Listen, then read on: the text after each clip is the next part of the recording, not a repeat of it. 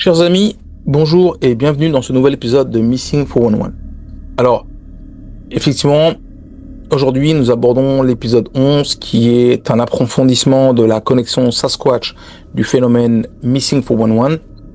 Effectivement, je suis très excité de partager de nouvelles informations avec vous et puis de regarder certaines directions, réflexions sur ce phénomène en partageant certaines réflexions que je peux avoir avec vous et puis de voir comment la série va évoluer. Ainsi, pour ce nouvel épisode de notre série Missing 411 que j'ai réalisé initialement me basant effectivement sur le travail incroyablement consistant de David Paulides. Toutefois, comme vous l'avez pu voir, je suis sorti un peu beaucoup des sentiers battus en apportant mon regard personnel sur le phénomène, en effectuant des liens avec différents cas. Et vous m'avez aidé dans ce cas-là à regarder, à suggérer des cas différents et de créer des formes de points de connexion qui n'étaient pas vus jusqu'alors. Mais aussi d'autres phénomènes connexes, comme nous l'avons vu avec Skinwalker Ranch, mais maintenant là, comme nous avons ce focus sur le Sasquatch, nous avons relâché le premier épisode de notre nouvelle hors-série Portlock, Alaska, que nous avons relâché la semaine passée. Donc, comme vous le voyez, dans l'introduction, toujours, je laisse toujours des images de David Paulides en tant que référence et de respect envers son travail et sa contribution aux familles de disparus pour lesquelles j'ai toujours une pensée. Si effectivement, je trouve ça très très dur de perdre un être cher dans des conditions particulièrement étranges. Maintenant, nous effectuerons une forme de convergence entre cette nouvelle approche divergente vers le phénomène Sasquatch afin de débroussailler cette facette du phénomène Missing 411 et de continuer nos connexions avec d'autres phénomènes, notamment comme celui de Portlock, Alaska, comme je le disais précédemment. Comme nous avons pu le faire auparavant avec Missing 411 et Skinwalker Ranch, comme nous avions un focus vers tout ce qui est portail interdimensionnel et UFO. Donc, jusqu'à présent, nous avons introduit le phénomène Missing 411 afin d'en comprendre son origine, son fonctionnement, ses ramifications, notamment sur les ovnis ou UAP, et les phénomènes parallèles ou technologiques qui pourraient y être connectés. Donc, dans cet épisode 11, je souhaiterais en fait avoir la même approche que celle que nous avons eue pour ce que nous avons compris du phénomène Missing 411, mais dans sa branche OVNI et portail interdimensionnel.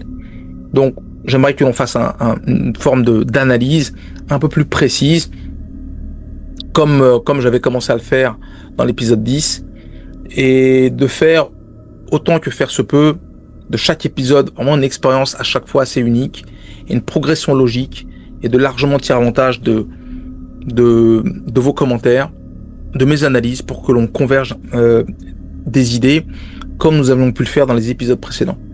En effet, je vous remercie tous encore une fois, vous tous, qui regardez ces contenus sur ce phénomène ou sujet autant effrayant que fascinant. Alors que nous ouvrons d'autres directions, je vous remercie encore une fois tous ceux qui apportent leurs commentaires et leurs pouces d'appréciation positifs, mais également ceux qui n'aiment pas. Moi, ça me va très bien. J'apprécie autant la critique que les approbations. Pour ceux qui n'aiment pas, j'aimerais vraiment avoir leur avis, pourquoi ils n'aiment pas.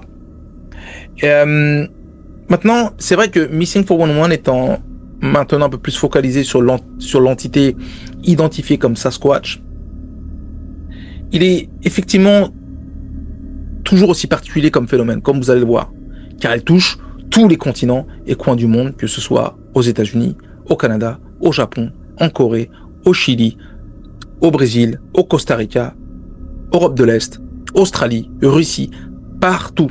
Il n'y a pas un endroit qui ne soit pas touché. En effet, ce phénomène n'est pas du tout restrictif aux Premières Nations d'Amérique du Nord. L'histoire et nos légendes les plus anciennes convergent toutes vers une race cousine de la race humaine portant les traits et caractéristiques définissant le Sasquatch. On parle de taille, de force, d'intelligence similaire aux humains, mais également une connexion spirituelle avec la nature et le culte de leurs ancêtres. Finalement, quelque chose que ils ont des caractéristiques que nous avons perdues, même spirituellement. Nous avons perdu beaucoup de ces éléments-là qui nous connectaient à la nature et connectaient avec le culte des aînés ou le culte des ancêtres. Donc, c'est dans cette trame, dans cette idée globale, Donc c'est un épisode dans cette trame, dans cette logique, c'est un épisode très intéressant aujourd'hui avec un approfondissement de la théorie pouvant déterminer ce que sont les Sasquatch, leur possible origine et cas du jour qui révéleront une nature à la fois agressive, mais aussi protectrice de cette race étrange et légendaire comme décrite dans le premier épisode de notre hors-série sur Portlock, Alaska. Mais nous verrons aussi une facette qui n'est pas aussi dangereuse qu'il n'y paraît. Okay? Donc, comme d'habitude, nous utiliserons le préambule comme un moyen d'approfondir différents aspects. Premièrement, nous ferons un retour sur vos commentaires de l'épisode 10 et les possibles liens avec le nouveau hors-série Portlock, Alaska.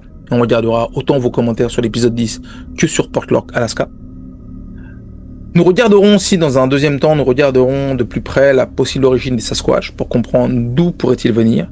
Et y aurait-il une forme de véracité quant aux différentes légendes concernant le Sasquatch dans la majorité des civilisations dans le monde. Et nous verrons une approche qui semblerait déterminer son origine ou qui il pourrait être. Et juste avant d'attaquer les cas du jour, j'expliquerai les possibles suites de la série Missing 411 suite à certains messages que j'ai reçus directement en direct par rapport à certaines interrogations sur quelle est la logique, qu'est-ce que j'aimerais achever et vers quelle forme de conclusion on pourra aller. Puis finalement, nous aborderons les cas du jour qui seront un peu plus nombreux aujourd'hui, peut-être 5 ou 6. Vous savez, je débat toujours avec les cas du jour. J'ai envie de mettre des cas du jour qui illustrent certaines choses par rapport à ce phénomène.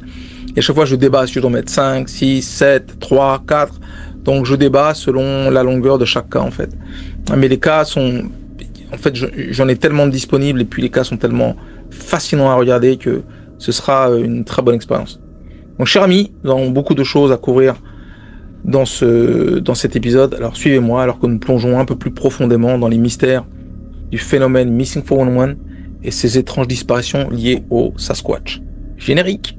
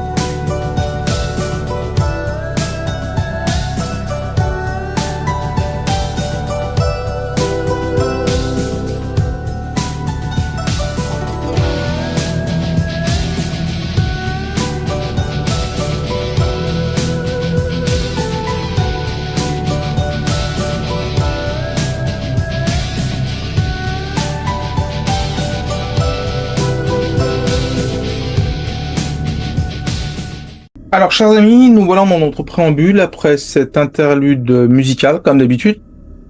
Mais nous avons beaucoup de choses à couvrir dans le préambule et donc nous allons attaquer tout de suite avec les commentaires qui ont été faits sur les deux épisodes que sont Missing 411 épisode 10 et sur Portlock, Alaska partie 1. Donc commençons avec les commentaires de Missing 411 épisode 10. Donc Henry Land, qui est un habitué et une personne qui partage toujours des commentaires relativement fins et très intéressants. Henry Land partage son étonnement de voir que dans le domaine paranormal, on parle souvent de mutilation animale, ce qui est très juste, et très peu de mutilation humaine. Alors c'est un commentaire très intéressant.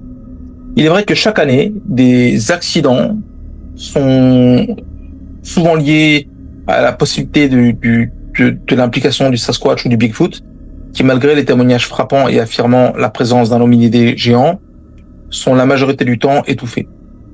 Pourtant, les preuves concernant la présence d'hominidés géants lors de ces accidents mortels ou de blessures graves et importantes se révèle accablante. Il semble que les autorités ont des directives qui vont dans le sens de l'étouffement de ce type de commentaires, avec des versions allant vers des ours ou des couillards qui ne matchent absolument pas les résultats des médecins légistes ou bien des enquêteurs. Les versions officielles, moi j'ai la chance de recevoir beaucoup de rapports de police. J'ai des amis qui travaillent dans les forces de l'ordre, et quand les rapports de police sont publics, ils me les envoient. Et les versions officielles divergent largement des témoignages et des preuves accumulées, comme vous le verrez dans les cas du jour, où je révélerai à la fois ce que disent les autorités, ce que disent parfois les gens des Premières Nations. Franco de Pouze est un nouveau venu, donc bienvenue sur la chaîne. Il me partageait le sérieux de la chaîne et la manière dont nous adressions ces sujets. Alors, merci beaucoup pour le commentaire élogieux, j'apprécie énormément. Mais il est vrai que, encore une fois, j'essaie d'adresser ce sujet de la manière la plus détaillée et raisonnée possible, car ce sujet m'intéresse autant qu'il vous intéresse, et que j'essaye d'y trouver des réponses en réalité. Et ceci, grâce à vous et à vos commentaires et vos analyses qui font vivre cette chaîne, et m'inspirent de regarder des aspects inexplorés ou non considérés dans ces phénomènes. De mon point de vue, c'est pourquoi la communauté humaine est importante. La communauté humaine est une véritable famille qui devrait partager et s'inspirer les uns les autres. Et la somme de l'intelligence ne peut pas résider en une seule personne. C'est impossible. La parole de Dieu nous affirme que la vie est une expérience, et cette expérience nous donne accès à une connaissance qui est différente les uns des autres. Un nouveau venu, ABCBQ2CH, encore un nouveau venu, bienvenue à vous, avec un commentaire très intéressant sur, je cite, « Je crois à l'invisible malgré la réalité à notre niveau du monde qui nous entoure, et je reste persuadé que nous sommes dans une matrice et que nous ne voyons que la surface de ce qui est, et que seulement 2 à 5% de l'univers est visible, ou compris d'après la science contemporaine, ce qui démontre la théorie de la matrice. » Alors c'est un commentaire très très très intéressant, mais très difficile d'y répondre, mais il faut regarder un petit peu dans la science, dans la physique et dans la théologie. Alors, premièrement, en effet, pour ceux qui croient en Dieu comme moi, ou non, je tiens à vous dire que le Dieu existe véritablement. Le monde spirituel existe et des entités y vivraient que l'on peut définir comme démons, anges, néphilim, dieux ou entités spirituelles. Je ne pourrais pas l'affirmer, mais c'est ce que beaucoup de personnalités importantes dans le monde des médias pensent. Pendant Tucker Carlson, Candace Owens, c'est ce qu'elles pensent. Ces personnes-là pensent que des entités interdimensionnelles seraient des démons, seraient démoniaques, tout ça. Ok?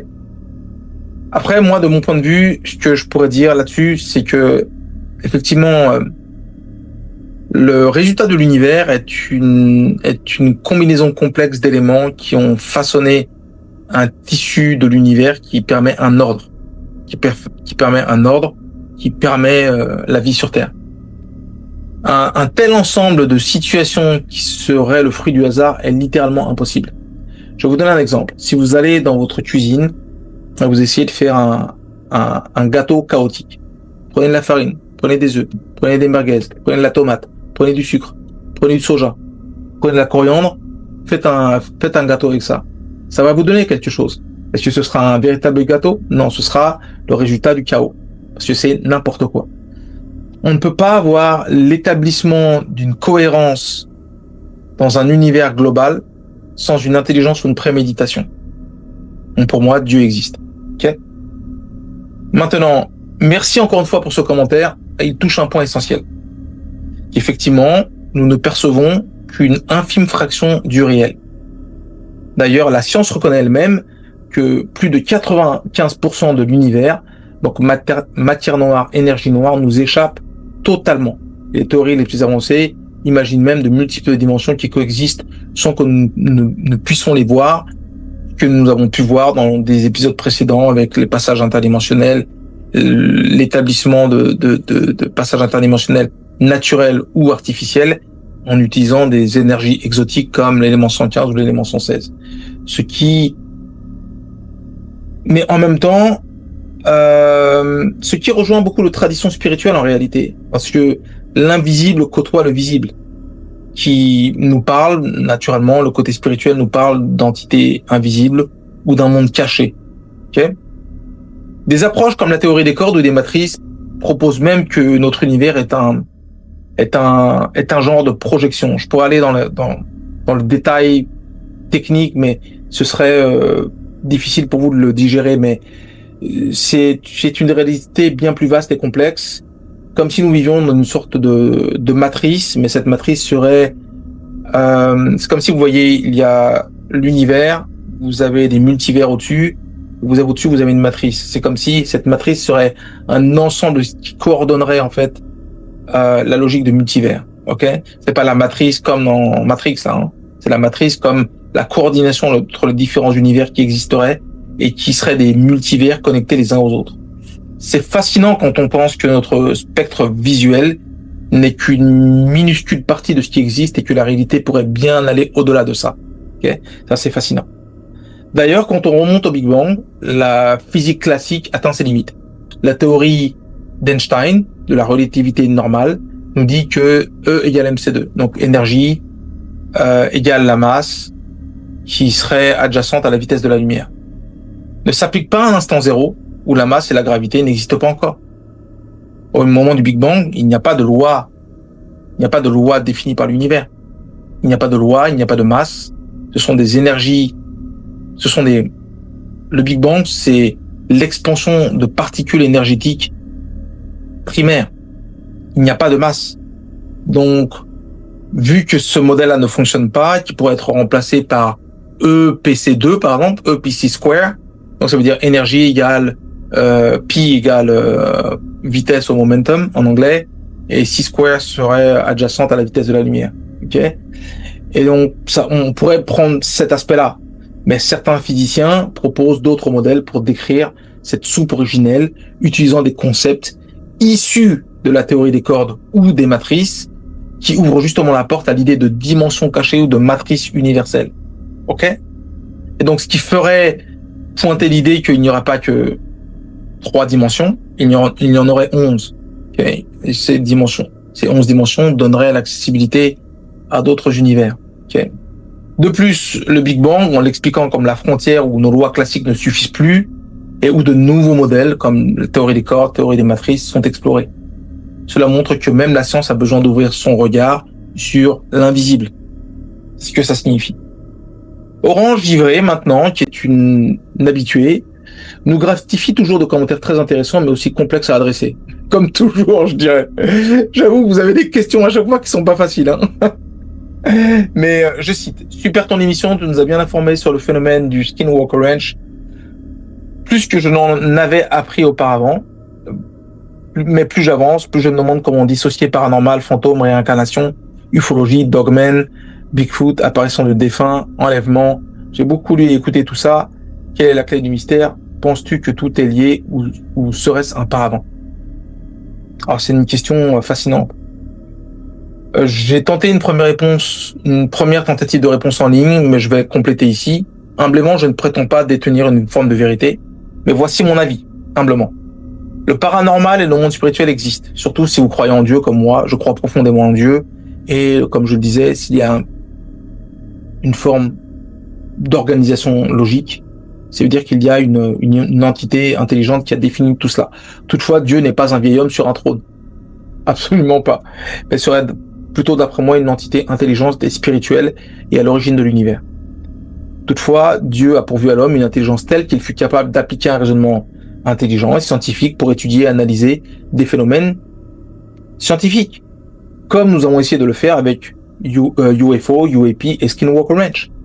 La science nous donne cette capacité-là, cette intelligence, nous donne cette capacité d'analyse. Si c'est la technologie, on peut l'étudier, on peut l'analyser. Mais clairement, la science peine aussi à être utilisée sur des phénomènes purement paranormaux.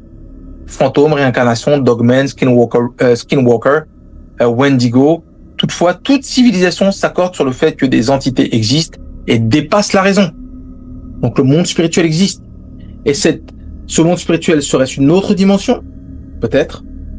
Peut-être devons-nous chercher la réponse dans notre histoire passée, car effectivement le déluge, par exemple, qui a vraiment eu lieu, et que j'ai relaté dans ma vidéo sur les interrogations sur les origines de l'humanité, fut une cassure mémorielle technologique et spirituel.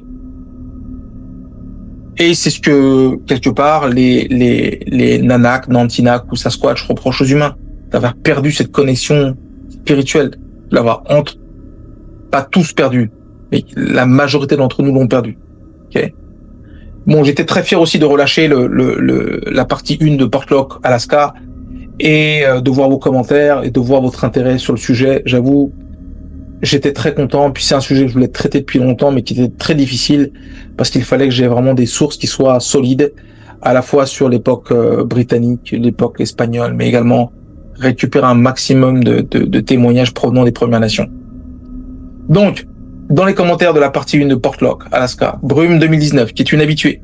Merci à Brume 2019, toujours présente depuis un moment. J'apprécie vraiment ses commentaires. Je cite, ces Sasquatch sont invincibles et sanguinaires. Ces entités ne sont clairement pas de notre monde. Quel est le but de leur existence dans notre monde? On ne le saura sûrement jamais. Ce qui entretient la légende, j'ai déjà entendu parler des arbres plantés à l'envers et que cela était peut-être l'œuvre du Dogman. Alors, l'histoire de Portlock était une légende depuis que certaines personnes ayant expérimenté de près de rester sur place pendant plusieurs jours et sont pu documenter le phénomène.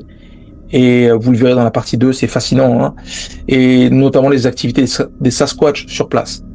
Dans l'épisode 12, je terminerai, je vous ferai bénéficier, je vous annoncerai ça tout à l'heure, mais j'ai fait l'interview d'un chaman de la tribu des Tucson dans le Yukon, et il m'a confirmé que tout ce que l'on dit sur Portlock est vrai. De plus, mes contacts dans la communauté des Premières Nations confirment toute l'histoire de Portlock, comme je vous le disais pour John Silver Arrow, dont je vous communiquerai l'interview que j'ai fait avec lui. Maintenant, le côté invincible et sanguinaire me semble un peu exagéré. Pourquoi? Un être invincible ne prendrait aucune précaution et attaquerait sans approche stratégique. Donc il sait que l'homme est moins fort, physiquement parlant, mais est armé. Donc il prend des précautions. Le côté sanguinaire est vrai, selon moi, selon le contexte, et nous le verrons dans les cas du jour. Des fois, ils sont sanguinaires, des fois, ils ne le sont pas. Et ça dépend du contexte, ça dépend de leur expérience envers les humains. Toutefois, le côté violent doit être pris en considération dans la manière dont les humains se comportent eux-mêmes. Et nous le verrons également dans la deuxième partie du préambule. Seracube, qui est un nouveau venu, bienvenue au sein de la chaîne. Je cite, c'est l'une des vidéos les plus documentées sur le sujet, j'attends la deuxième partie avec impatience. Moi aussi, je suis très content de la partie 1, comment la partie 1, comment je l'ai amenée, comment les témoignages que j'ai reçus étaient fascinants, et je n'ai rien retiré, j'ai vraiment essayé de mettre tout ce que j'ai reçu dedans. Et il est vrai que contrairement à d'autres, et je ne cible personne, j'essaie de faire un travail d'analyse de fond sur le phénomène, et non pas de faire du sensationnalisme forcé. Je n'essaie pas de faire un revenu de ça, moi. Je veux juste partager. Et pour cela, je m'appuie spécifiquement sur les archives et les témoignages des expéditions britanniques, espagnoles et sur les témoignages directs des Premières Nations en Alaska et en Amérique du Nord, pour être le plus proche possible de l'histoire réelle. Et merci encore une fois de votre approbation. Moi, je ne cible personne. Si quelqu'un veut faire des vidéos qui font peur pour que les gens tremblent sous leur couette, il n'y a aucun problème. Qu'il fasse 30 000 vues, je ne les envie absolument pas. Je fais quelque chose de totalement différent. Et il y a des gens aux États-Unis qui me demandent de refaire toute la série Missing 411 en anglais parce qu'ils considèrent que mes analyses sont très intéressantes, mais ils aimeraient avoir le contenu en anglais. Donc je vais commencer d'ailleurs à faire le contenu Missing 411, de tout refaire en anglais. Amin, encore une personne régulière, une habituée dans cette chaîne, avec des commentaires toujours intéressants et aussi difficiles que tous les autres à traiter. Vos commentaires, j'avoue, sont très intéressants. Je cite, effectivement, YouTube ne fait pas son travail, comme c'est bizarre. Ouais, on fait ce qu'on peut. Vos vidéos ne m'ont pas été proposées malgré mon abonnement. Merci pour cette histoire terrible. Peut-être que ces monstres savent traverser les portails. Alors, les portails interdimensionnels, j'imagine ce que veut dire Aimin. C'est elle qui avait amené le sujet des portails interdimensionnels. En tout cas, c'est très flippant. Merci à vous, comme toujours, c'est parfait. Alors, merci beaucoup encore une fois, Aimin, pour votre commentaire.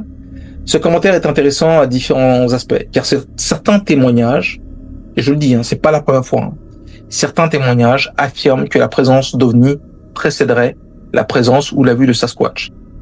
Est-ce une coïncidence, ou peut-être y a-t-il des cas Missing 411 parmi les parmi la vue Sasquatch, combinaison avec UFO ou UAP.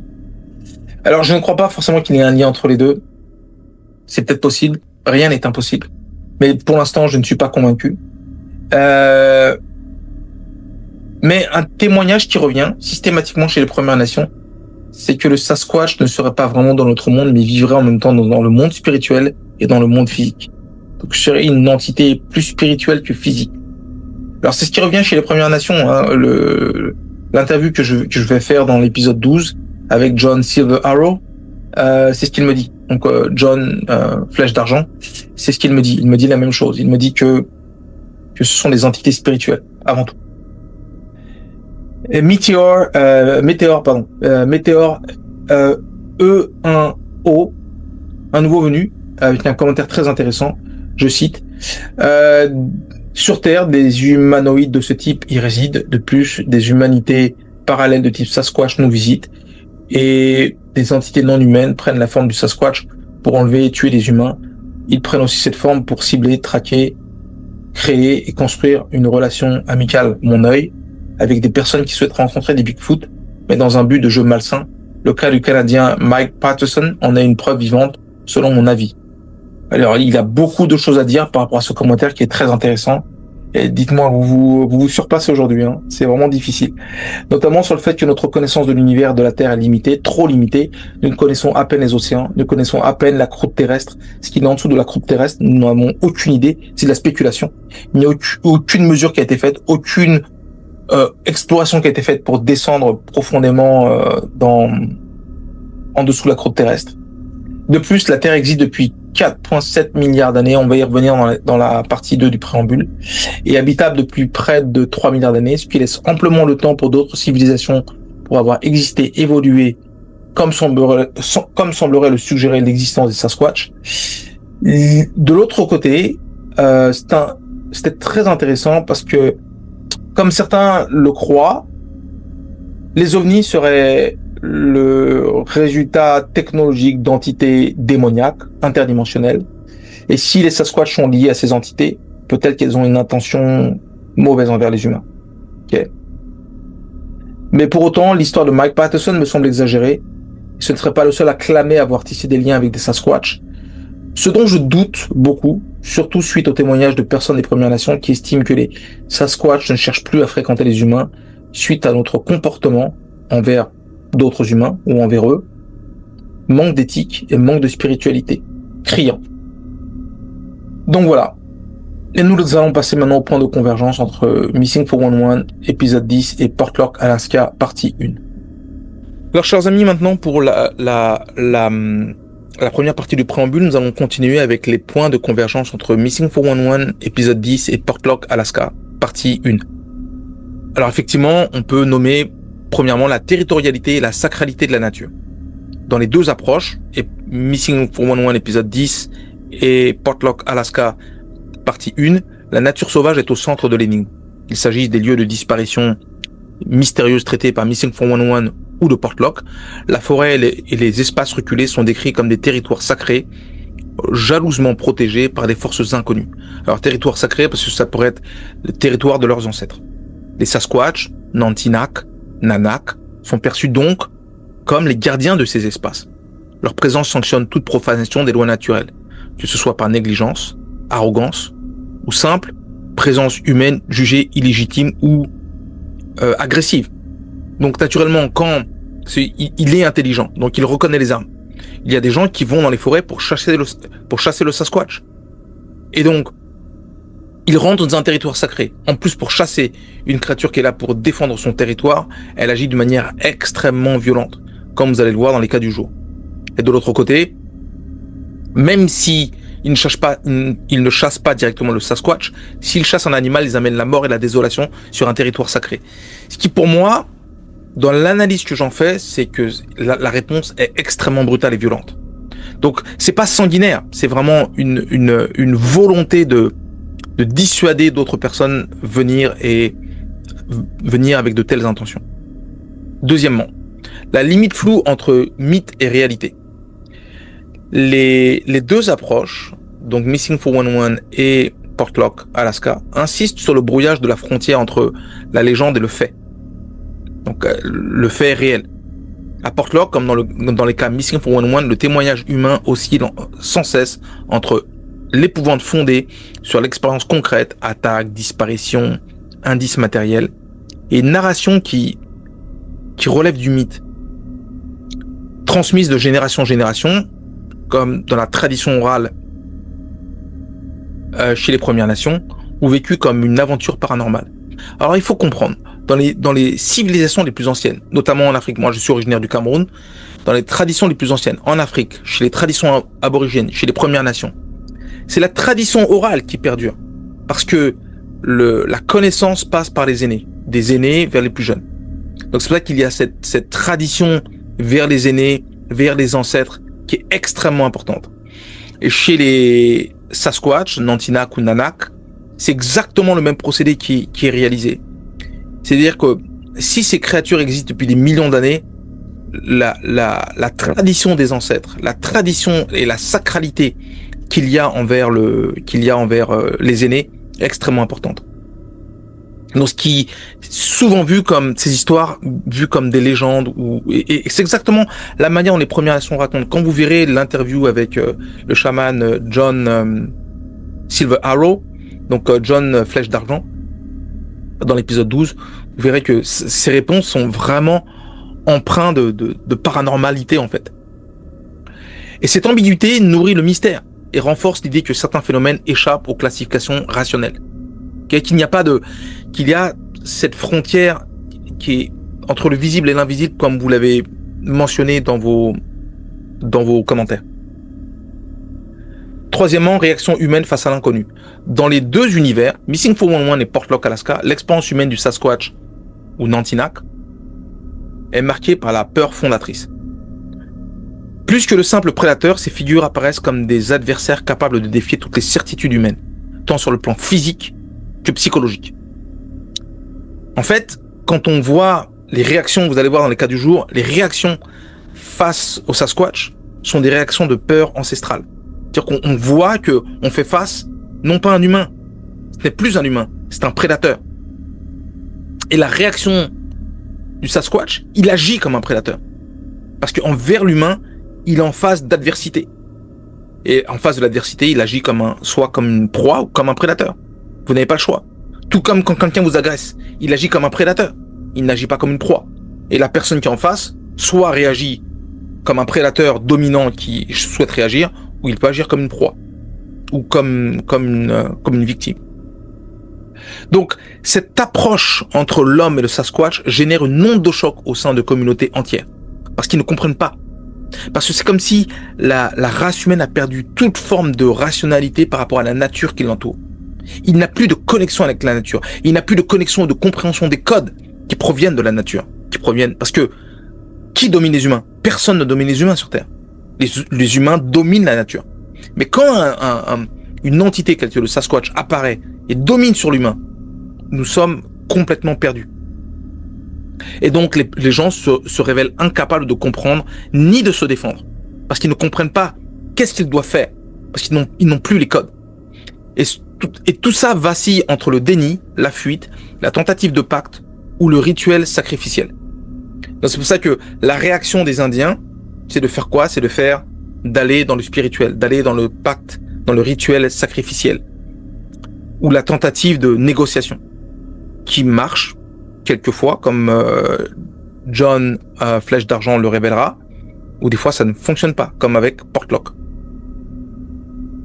4. Conséquences collectives, fuite, silence, transmission. L'abandon de Portlock comme l'impossibilité pour les familles Missing 411 d'obtenir des réponses exprime la puissance du secret. La disparition, l'exil, la transmission orale et la peur collective deviennent la seule façon de traiter une réalité insaisissable. Le culte du secret et du tabou, toujours réactivé par des témoignages fragmentaires, marque la mémoire collective. Parce qu'effectivement, les gens, au lieu d'essayer de comprendre ce phénomène, il y a tout de suite le déni. C'est n'importe quoi, c'est une légende. Ou bien c'est du paranormal, comme si on ne pouvait pas l'expliquer. Ou bien les témoignages sont simplement étouffés ou mis de côté, comme étant de l'affabulation. Et vous verrez que dans les cas du jour, que les témoignages sont frappants, que les gens sont extrêmement lucides de ce qu'ils ont vu. Pour autant, la peur les saisit, il y a une peur ancestrale qui s'installe en eux parce qu'ils n'ont plus, l'humain a perdu cette connexion avec la nature qui fait qu'il n'a plus d'interaction avec de prédateurs. Et là, il fait face à un vrai prédateur. Alors, maintenant, la figure du Sasquatch comme gardien dominateur. Dans les deux approches, Missing 411, l'orientation Sasquatch et Portlock, le Sasquatch n'est pas seulement une créature mystérieuse ou agressive. Il incarne la logique de domination, de prédation. Un esprit qui s'impose par la force, mais dont la mission profonde est de restaurer un équilibre rompu par l'homme moderne. L'homme moderne a totalement rompu sa liaison avec la nature, ou sa liaison spirituelle.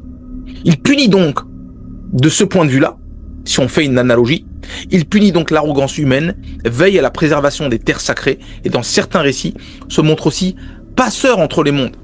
Il est le passeur entre le monde spirituel et le monde physique, parce que son intention est spirituelle, mais son action est physique. Le fil rouge anthropologique est spirituel.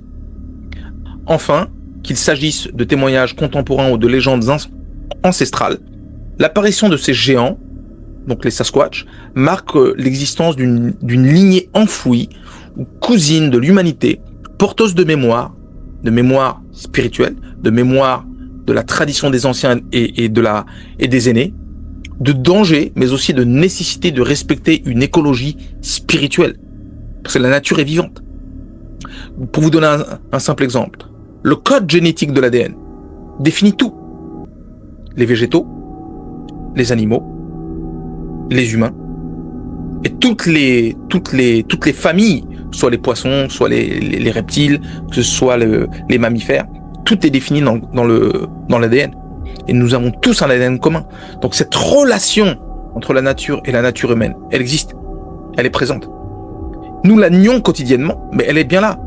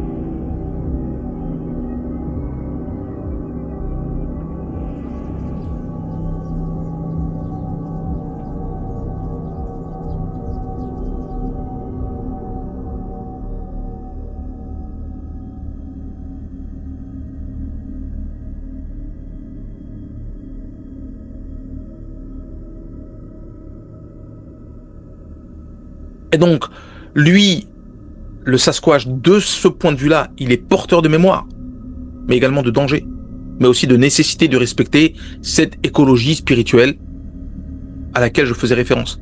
Le Sasquatch, que l'on appelle Nantinak ou Nanak, devient donc le symbole universel des frontières de l'inconnu et du prix à payer pour la transgression humaine. Moi, c'est ce que je pense profondément, que l'humanité a choisi un chemin qui est extrêmement risqué, de se couper de toute forme de spiritualité quelconque, de se croire au-dessus de tout, de voir la nature comme un objet. Pour moi, c'est extrêmement risqué. En résumé, en fait, les deux approches, Missing 411 et Portlock, Alaska, montrent que la menace Sasquatch n'est pas simplement celle d'un animal ou d'un monstre, mais celle d'un gardien en réalité, d'un alter ego à l'humanité, plus sauvage, plus, on va dire, plus primaire, ou primal. En anglais, on dit primal. Donc primal, ça veut pas dire primaire, ça veut dire vraiment originel en fait, qui retourne vraiment à la nature. Et aussi spirituel, qui rappelle à l'homme la fragilité de sa place dans le monde naturel. Nous pensons que nous dominons la nature, vraiment. Le moindre tremblement de terre, qu'est-ce que ça fait à la civilisation humaine? Ça détruit tout. On a vu ce qui s'est passé au Japon avec Fukushima. Malgré la technologie, malgré nos connaissances, est-ce que ça nous place différemment dans le principe de la nature et de la vie sur Terre? Absolument pas. Nous faisons partie d'un écosystème. Mais si nous nions notre partie de l'écosystème, il y aura des conséquences. Donc de ce point de vue-là, les disparitions, les peurs et exils ne sont pas des accidents, mais le résultat d'une rencontre entre l'humanité et altérité radicale sur une frontière terrestre et spirituelle où tout équilibre est précaire. Donc voilà ce que je pouvais dire sur les points de convergence. J'espère que vous apprécierez. On va passer maintenant à la deuxième partie du préambule. Par rapport au point de convergence, je ne donne pas de leçon à qui que ce soit. Encore une fois, je donne une analyse, je donne un point de vue, mais je ne pointe le doigt sur personne. Chacun a le droit de choisir l'orientation spirituelle qui est la sienne. Moi, je ne donne de recommandations à personne. Chacun fait ce qu'il veut. Je suis simplement apeuré de voir que l'humanité va dans une direction qui va à l'encontre de ce qu'il devait être. L'humanité devrait être avoir une vue spirituelle, beaucoup moins basée sur les éléments physiques. Pour moi, l'argent est un démon, un véritable démon qui détourne l'humanité de sa fonction spirituelle initiale. Et je pense que nous allons dans une mauvaise direction. On voit toutes les guerres, on voit toutes les avancées technologiques sont tournées autour du militaire. Ça n'a aucun sens. Donc ce que je veux dire par là, c'est que regarder une entité comme le Sasquatch nous permet de nous replonger en arrière sur ce que nous devrions être, des êtres spirituels. Ça veut pas dire qu'on doit laisser la technologie de côté, mais ça veut dire que nous devons avoir un regard beaucoup plus apaisé sur la manière dont nous devons utiliser la science et la technologie comme un moyen de faire avancer la race humaine, mais dans une logique spirituelle, dans une logique de partage, d'avancée, de bien commun, mais aussi de vivre selon les codes naturels, selon des codes où l'on vivrait avec la nature, non pas en l'utilisant comme un objet ou un outil. Parce que la nature n'est pas un objet ou un outil. Mais nous devrions vivre dans cet écosystème parce que nous en faisons partie. Ok. Alors, chers amis, maintenant, nous allons passer à la partie 2 de notre préambule. Nous allons regarder les possibles origines ou compréhensions du phénomène Sasquatch à travers le monde. Alors, en introduction, ce que je pourrais dire, c'est la même réponse que j'ai faite dans un des commentaires. La Terre existe effectivement depuis près de 4,7 milliards d'années et est devenue habitable depuis environ 3,2, 3,3 milliards d'années. Ce qui a pu permettre le développement de différentes formes de vie, notamment les dinosaures que nous connaissons tous, et une évolution des formes microbiennes planétaires, surtout grâce à un bombardement de météorites qui a eu lieu pendant des millions d'années, voire des milliards d'années. Un autre élément de développement fut l'évolution des plaques tectoniques qui ont permis le développement intrinsèque de plusieurs races et d'espèces dans la race humaine qui a commencé en Afrique et qui s'est étendue dans toutes les régions du monde.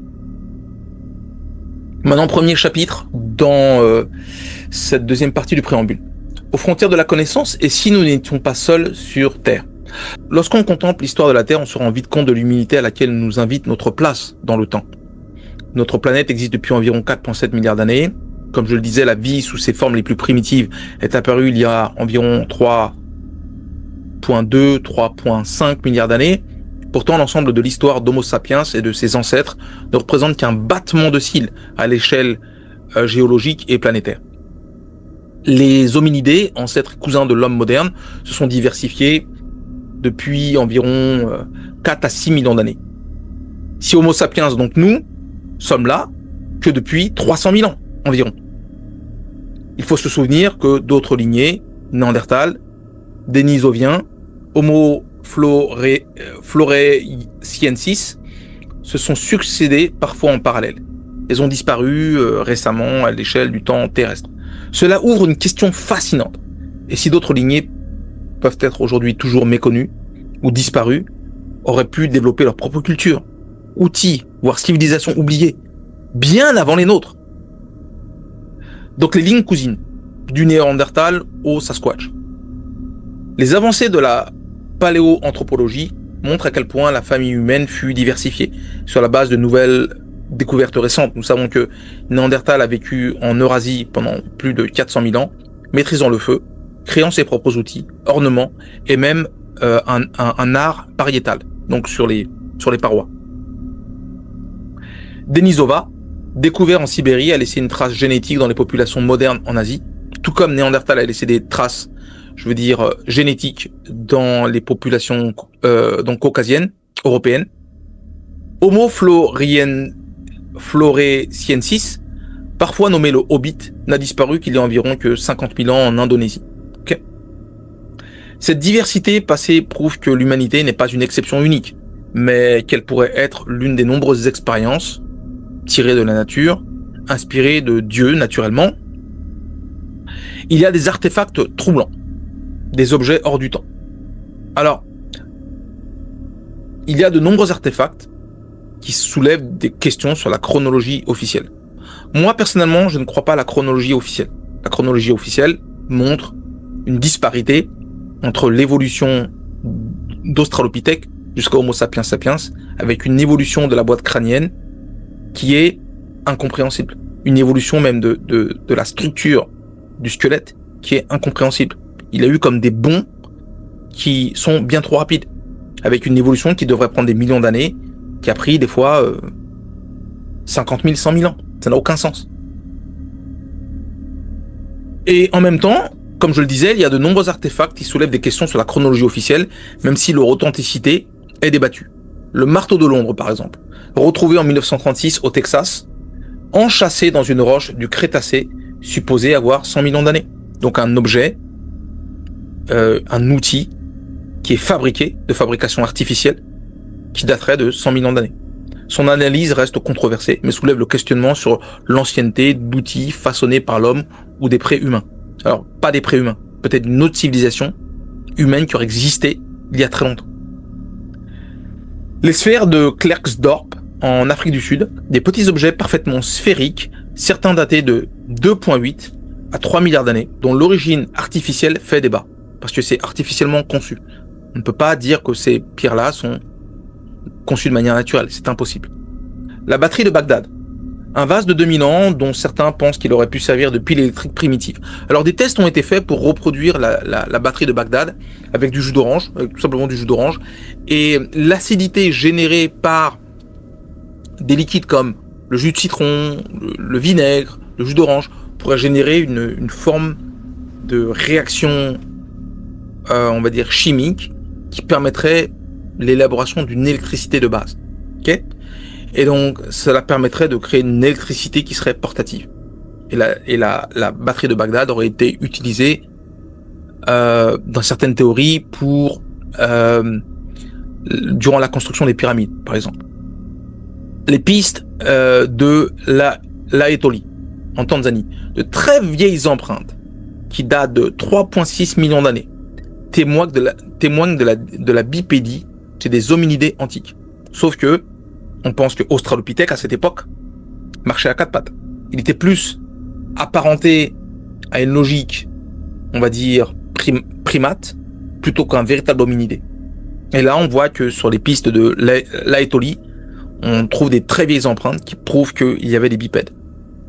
Et les traces ne révèlent pas des bipèdes type Homo sapiens, révèlent un type de traces qui révèle une autre forme d'humain. Il y a d'autres découvertes comme les outils de pierre en Inde datés de 2,6 millions d'années ou les traces de découpe sur des os vieux de plus de 3,4 millions d'années en Éthiopie prouvent de plus en plus que l'intelligence et la technologie ne sont pas l'apanage de l'Homo sapiens sapiens, donc nous. L'inconnu demeure dans les forêts et océans inexplorés, malgré la technologie moderne. Plus de 80% de nos océans restent inexplorés. Moi, j'ai vu d'autres sources. J'ai vu 80%, j'ai vu 95%. Bon. En tout cas, ça veut dire qu'une grande majorité des océans ne sont pas explorés.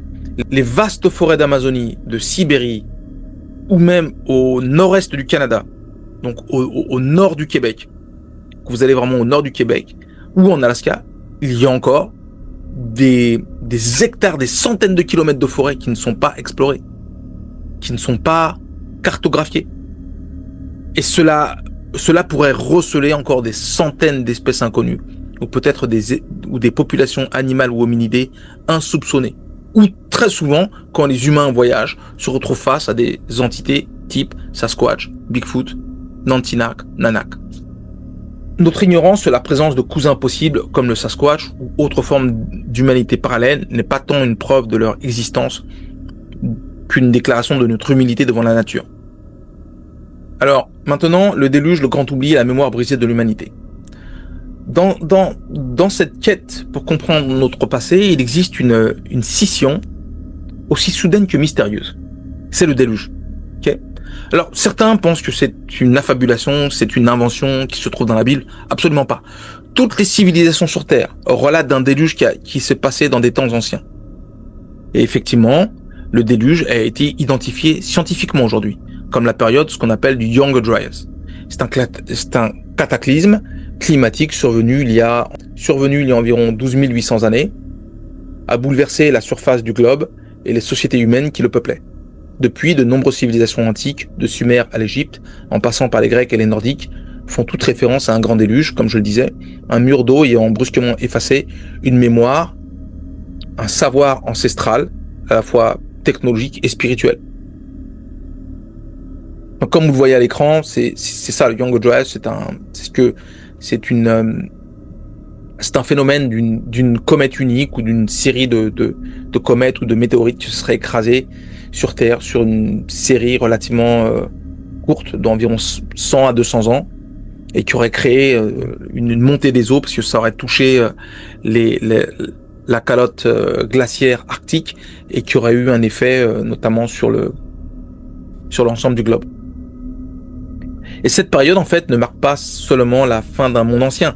Elle représente une frontière infranchissable dans la compréhension de nos propres racines. Si la Terre existait bien avant la montée et l'arrivée d'Homo sapiens sapiens, avec une possibilité d'autres hominidés, voire des lignées parallèles, comme les ancêtres légendaires du Sasquatch, Bigfoot, ce déluge, donc le Younger Dryas, a pu balayer toute trace de leur savoir, de leur sanctuaire, et même de leur mémoire dans nos propres mythes. Parce qu'effectivement, notre cassure à la fois spirituelle et mémorielle nous couperait de ce savoir-là. Donc, ce phénomène du Younger Dryas ou du déluge nous invite à une grande leçon d'humilité. Nos archives archéologiques ou spirituelles sont fragmentées. Nous vivons dans l'ombre d'un grand oubli. Nos cultures n'ont gardé que des bribes d'un savoir plus ancien, transmis par des récits, des symboles ou des tabous. L'apparition récurrente de figures emblématiques comme le Sasquatch, présente sur tous les continents en réalité, dans toutes les légendes anciennes des civilisations humaines, peut alors être comprise non seulement comme une survivance d'hominidés inconnus, mais aussi comme la trace résiduelle d'un monde englouti où différentes humanités coexistaient peut-être. Donc la séparation opérée par l'événement du déluge ou Younger Dryas a donc créé un aveuglement collectif pour la race humaine. Nous avons perdu l'accès direct à nos véritables origines. Il y a l'histoire des lignées qui auraient pu influencer ou même constituer la matrice de nos cultures. Le peu que nous retrouvons, ou outils énigmatiques, artefacts hors place, mythes de géants ou de créatures gardiennes, nous poussent à reconsidérer notre arrogance uniquement contemporaine en matière de savoir. Peut-être que le Sasquatch, la légende du géant, protecteur d'environnements sacrés, n'est que le fantôme d'un passé englouti, le témoin silencieux des peuples, des connaissances et des spiritualités disparues lors de cette division de l'histoire terrestre. Donc, en résumé de cette partie 2 du préambule, on peut dire que relier l'impact du déluge Younger Dryas à l'énigme du Sasquatch, c'est reconnaître que notre ignorance du passé n'est pas simplement le fruit d'un manque de preuves, mais aussi la conséquence d'une fracture majeure, où la mémoire collective et l'accès au savoir profond se sont perdus pour des millénaires. Retrouver l'accès à ce savoir est pour moi aujourd'hui domaine quasiment de l'impossible. Et moi, à travers mon exploration des déluges et des civilisations englouties, j'invite à ouvrir les yeux sur la nécessité d'une archéologie plus ouverte, mêlant légende et science, afin de reconstruire les ponts cassés de la mémoire humaine. C'est ce que j'espère.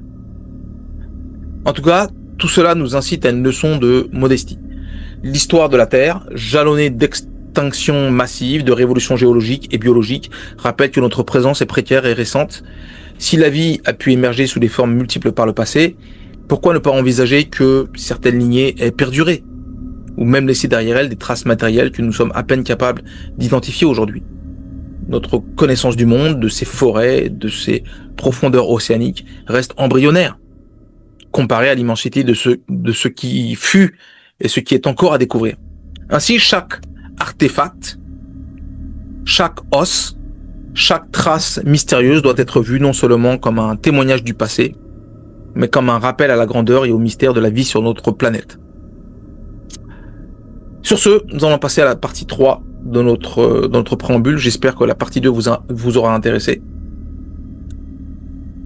Alors, chers amis, maintenant, on va faire une troisième partie du préambule avec une conclusion du préambule, mais également donner un petit peu des orientations sur la série en fait Missing 411. J'ai quelques questions directes sur le questionnement, que va devenir la série, qu'est-ce que j'ai l'intention de faire et autres par rapport à la série. Donc, effectivement, actuellement, on a un détour Sasquatch. La série Missing 411 suivra son détour sur la partie Sasquatch pendant quelques épisodes afin que nous approfondissions le sujet qui nous amène à un certain point de convergence. Okay.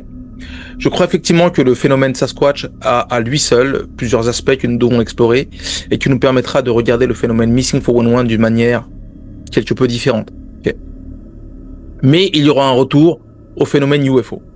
Bien sûr, nous reviendrons à l'aspect UFO ou OVNI du phénomène Missing 411, comme certains l'avaient demandé, avec de nouvelles révélations qui vous feront, je pense, sauter de votre chaise. Alors, c'est des choses qui sont pas vérifiables, mais ce sont des choses que je voulais partager avec vous et qui viendront plus tard, ou bien qui changera simplement votre façon de voir cette chaîne. Peut-être que vous direz que je vais dans la fabulation et dans le sensationnalisme, ce que je ne cherche pas, hein, mais je partagerai quand même des informations qui sont importantes. Dans tous les cas, ce sera un sacré bouleversement, mais je crois que vous apprécierez parce que c'est une approche différente. Et quand on reviendra à la partie UFO, on commencera à regarder aussi le crop circles, donc les fameux dessins qui sont faits dans les champs de blé, les champs de maïs, et donc on regardera ces aspects-là, ce sera une analyse qui n'est pas liée à Sasquatch, donc pour l'instant je n'y toucherai pas, mais j'y toucherai quand on reviendra à la partie UFO. À venir maintenant dans l'épisode 12 de Missing 411, nous serons toujours dans la partie Sasquatch. Je partagerai une interview que j'ai réalisée avec John Silver Arrow, donc John Flèche d'Argent, chaman d'une des tribus Tucson qui se trouve dans le Yukon, et son regard quant à la société humaine et ses possibles relations avec les Sasquatch, et il nous donnera une indication de qui ils peuvent être. Okay. Qui sont-ils ou que sont-ils? Donc maintenant, passons à la conclusion du préambule. Conclusion du préambule. Dans le cadre de Missing 411 épisode 11. Ce n'est que le préambule, il y aura une conclusion finale à la fin. Au terme de cette revue, des commentaires que nous avons essayé de relier par rapport à l'histoire de Missing 411 et de Portlock, Alaska, et de ces premiers ponts jetés entre le mystère de Portlock, Alaska et les énigmes liées ou identifiées comme Missing 411, une idée s'impose avec force. Lorsque l'on gratte la surface des disparitions, des récits de Sasquatch ou des mythes fondateurs, on se retrouve toujours face à l'immense humilité de notre place dans l'histoire de la Terre. En effet, qu'il s'agisse de témoignages contemporains sur des créatures insaisissables de légendes ancestrales transmises par les Premières Nations ou des failles de la science moderne, tout converge vers une constatation. L'inconnu n'a jamais quitté nos forêts, nos montagnes, ni même nos mémoires collectives. La frontière entre le mythe et la réalité, entre l'histoire et sa perte, entre la nature et le surnaturel reste ténue. Et c'est justement ce qui nourrit la fascination, l'angoisse et la quête de vérité. Pourquoi ça nous intrigue tant? Parce que ce sont des éléments sur lesquels nous n'avons pas de réponse. Ça reste mystérieux, brumeux. Et les cas de Portlock, comme ceux de Missing 411, rappellent que notre ignorance est plus vaste que notre savoir en réalité. Quand nous avons parcouru Missing 411, on voit le manque de connaissances que nous avons, scientifiques, technologiques, et même aujourd'hui théologiques ou ancestrales. Et que chaque génération doit réapprendre à écouter, à croiser les disciplines et à réaliser et respecter la fragilité de l'équilibre entre l'homme et les gardiens sauvages de la Terre. Alors quand je dis sauvages, c'est beaucoup plus, pour moi, les Sasquatch ne sont pas des gardiens sauvages, ce sont des gardiens ancestraux de la Terre. Qu'il s'agisse d'une lignée oubliée, d'un écho de notre passé ou d'un avertissement des forces de la nature, le phénomène reste un miroir de notre propre condition. celle d'être toujours en quête de sens face à l'abîme de notre propre histoire brisée. Regardez bien la déconnexion que nous avons avec l'écosystème qui nous entoure. On parle de guerre, d'enrichissement personnel, comme si ça c'était le but de la nature humaine. C'est dans cet esprit d'ouverture et de modestie que nous continuerons à explorer ensemble les convergences du mystère, là où la science, la tradition, l'expérimentation et le doute se rejoignent pour tenter encore une fois de dévoiler ce qu'il se cache à la lisière de l'invisible. Maintenant, nous allons passer au cas du jour. Chers amis, maintenant, nous allons passer au cas du jour que je vais séparer en 3 parties. Ok. La première partie, ce sera la partie avertissement, warnings en anglais. Et la deuxième partie, ce sera la partie punition, punishment en anglais. Et la troisième partie, ce sera la partie qui concerne l'étouffement des preuves. Donc vous verrez comment un exemple, mais ce sera relaté sous plusieurs formes, mais le troisième cas relate vraiment de comment l'étouffement se réalise à travers un témoignage d'une personne de la police en réalité. Donc voilà, nous allons commencer avec le cas numéro 1 qui se passe en Idaho en septembre 2016, l'attaque du lac sans nom. Le matin du 4 septembre 2016, Frank et Linda Morgan poursuivent leur voyage à travers les États-Unis. Retraités de l'enseignement depuis 6 mois, ils ont transformé l'achat de leur vieux camping-car en véritable routine. Route sinueuse, petit déjeuner tranquille sous l'auvent, nuit calme sur des aires isolées ou le long de lacs oubliés, loin du tumulte des villes. Ce jour-là, ils découvrent un lac encaissé dans la brume au cœur du nord de l'Idaho, très loin de toute ville ou station, choisi justement pour son isolement parfait.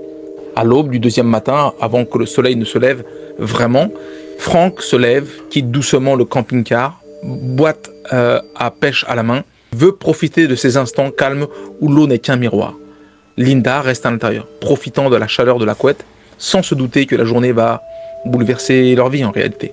Elle somnole encore un moment, se lève pour préparer du café, puis remarque soudainement l'absence de la silhouette de Frank au bord de l'eau, là où il était la veille.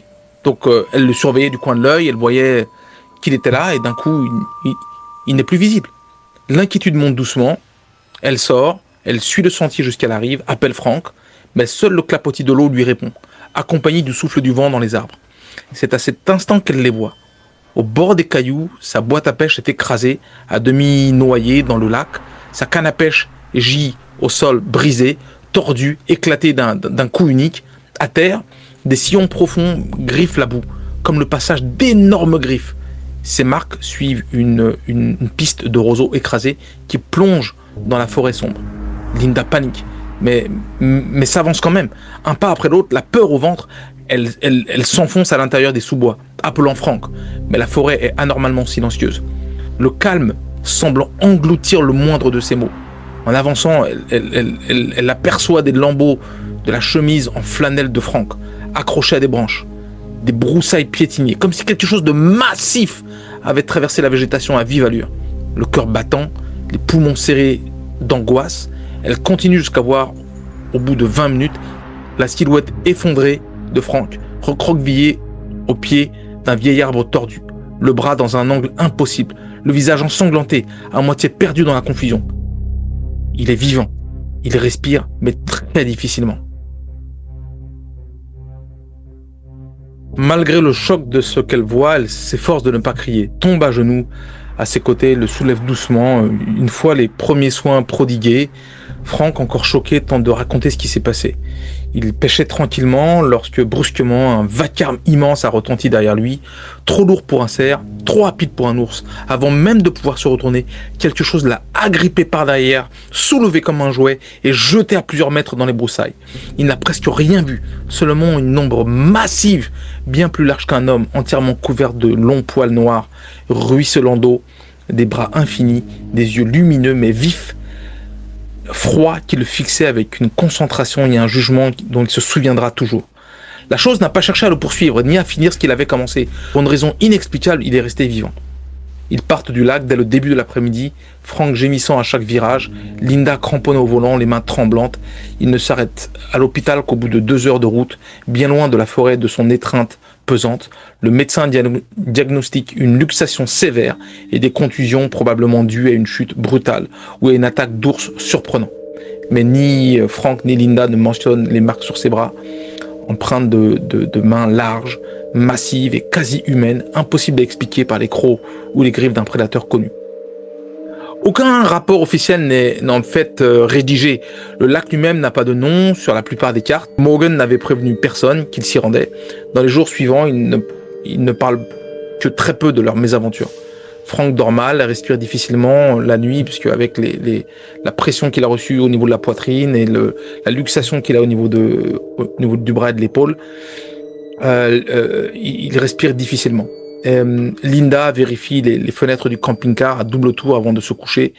Peu à peu, elle se met à lire d'autres témoignages étrangement similaires. Toujours près d'un lac, toujours au petit matin, quelqu'un disparaît ou ne leur échappe que par miracle. Ce qui la trouble le plus, tous ces récits évoquent la même créature.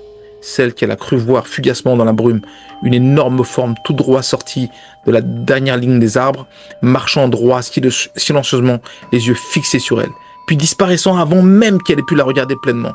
Elle voyait ça la veille, en fait, avant l'accident de Frank, elle avait pu voir cette silhouette qui l'observait de loin. Ils ne retourneront jamais à ce lac. Frank s'est rétabli, mais il ne pêche plus jamais seul, ni ne repart à l'aube pour se perdre dans la forêt. Son rapport à la nature n'est plus du tout le même. Il est pris de peur, de manière naturelle, mais c'est pas forcément de la peur, mais c'est plus du respect. Certaines terres, dit-il, sont faites pour être observées, non conquises. Ce matin-là, près de ce lac sans nom, ils l'ont appris à leurs dépens.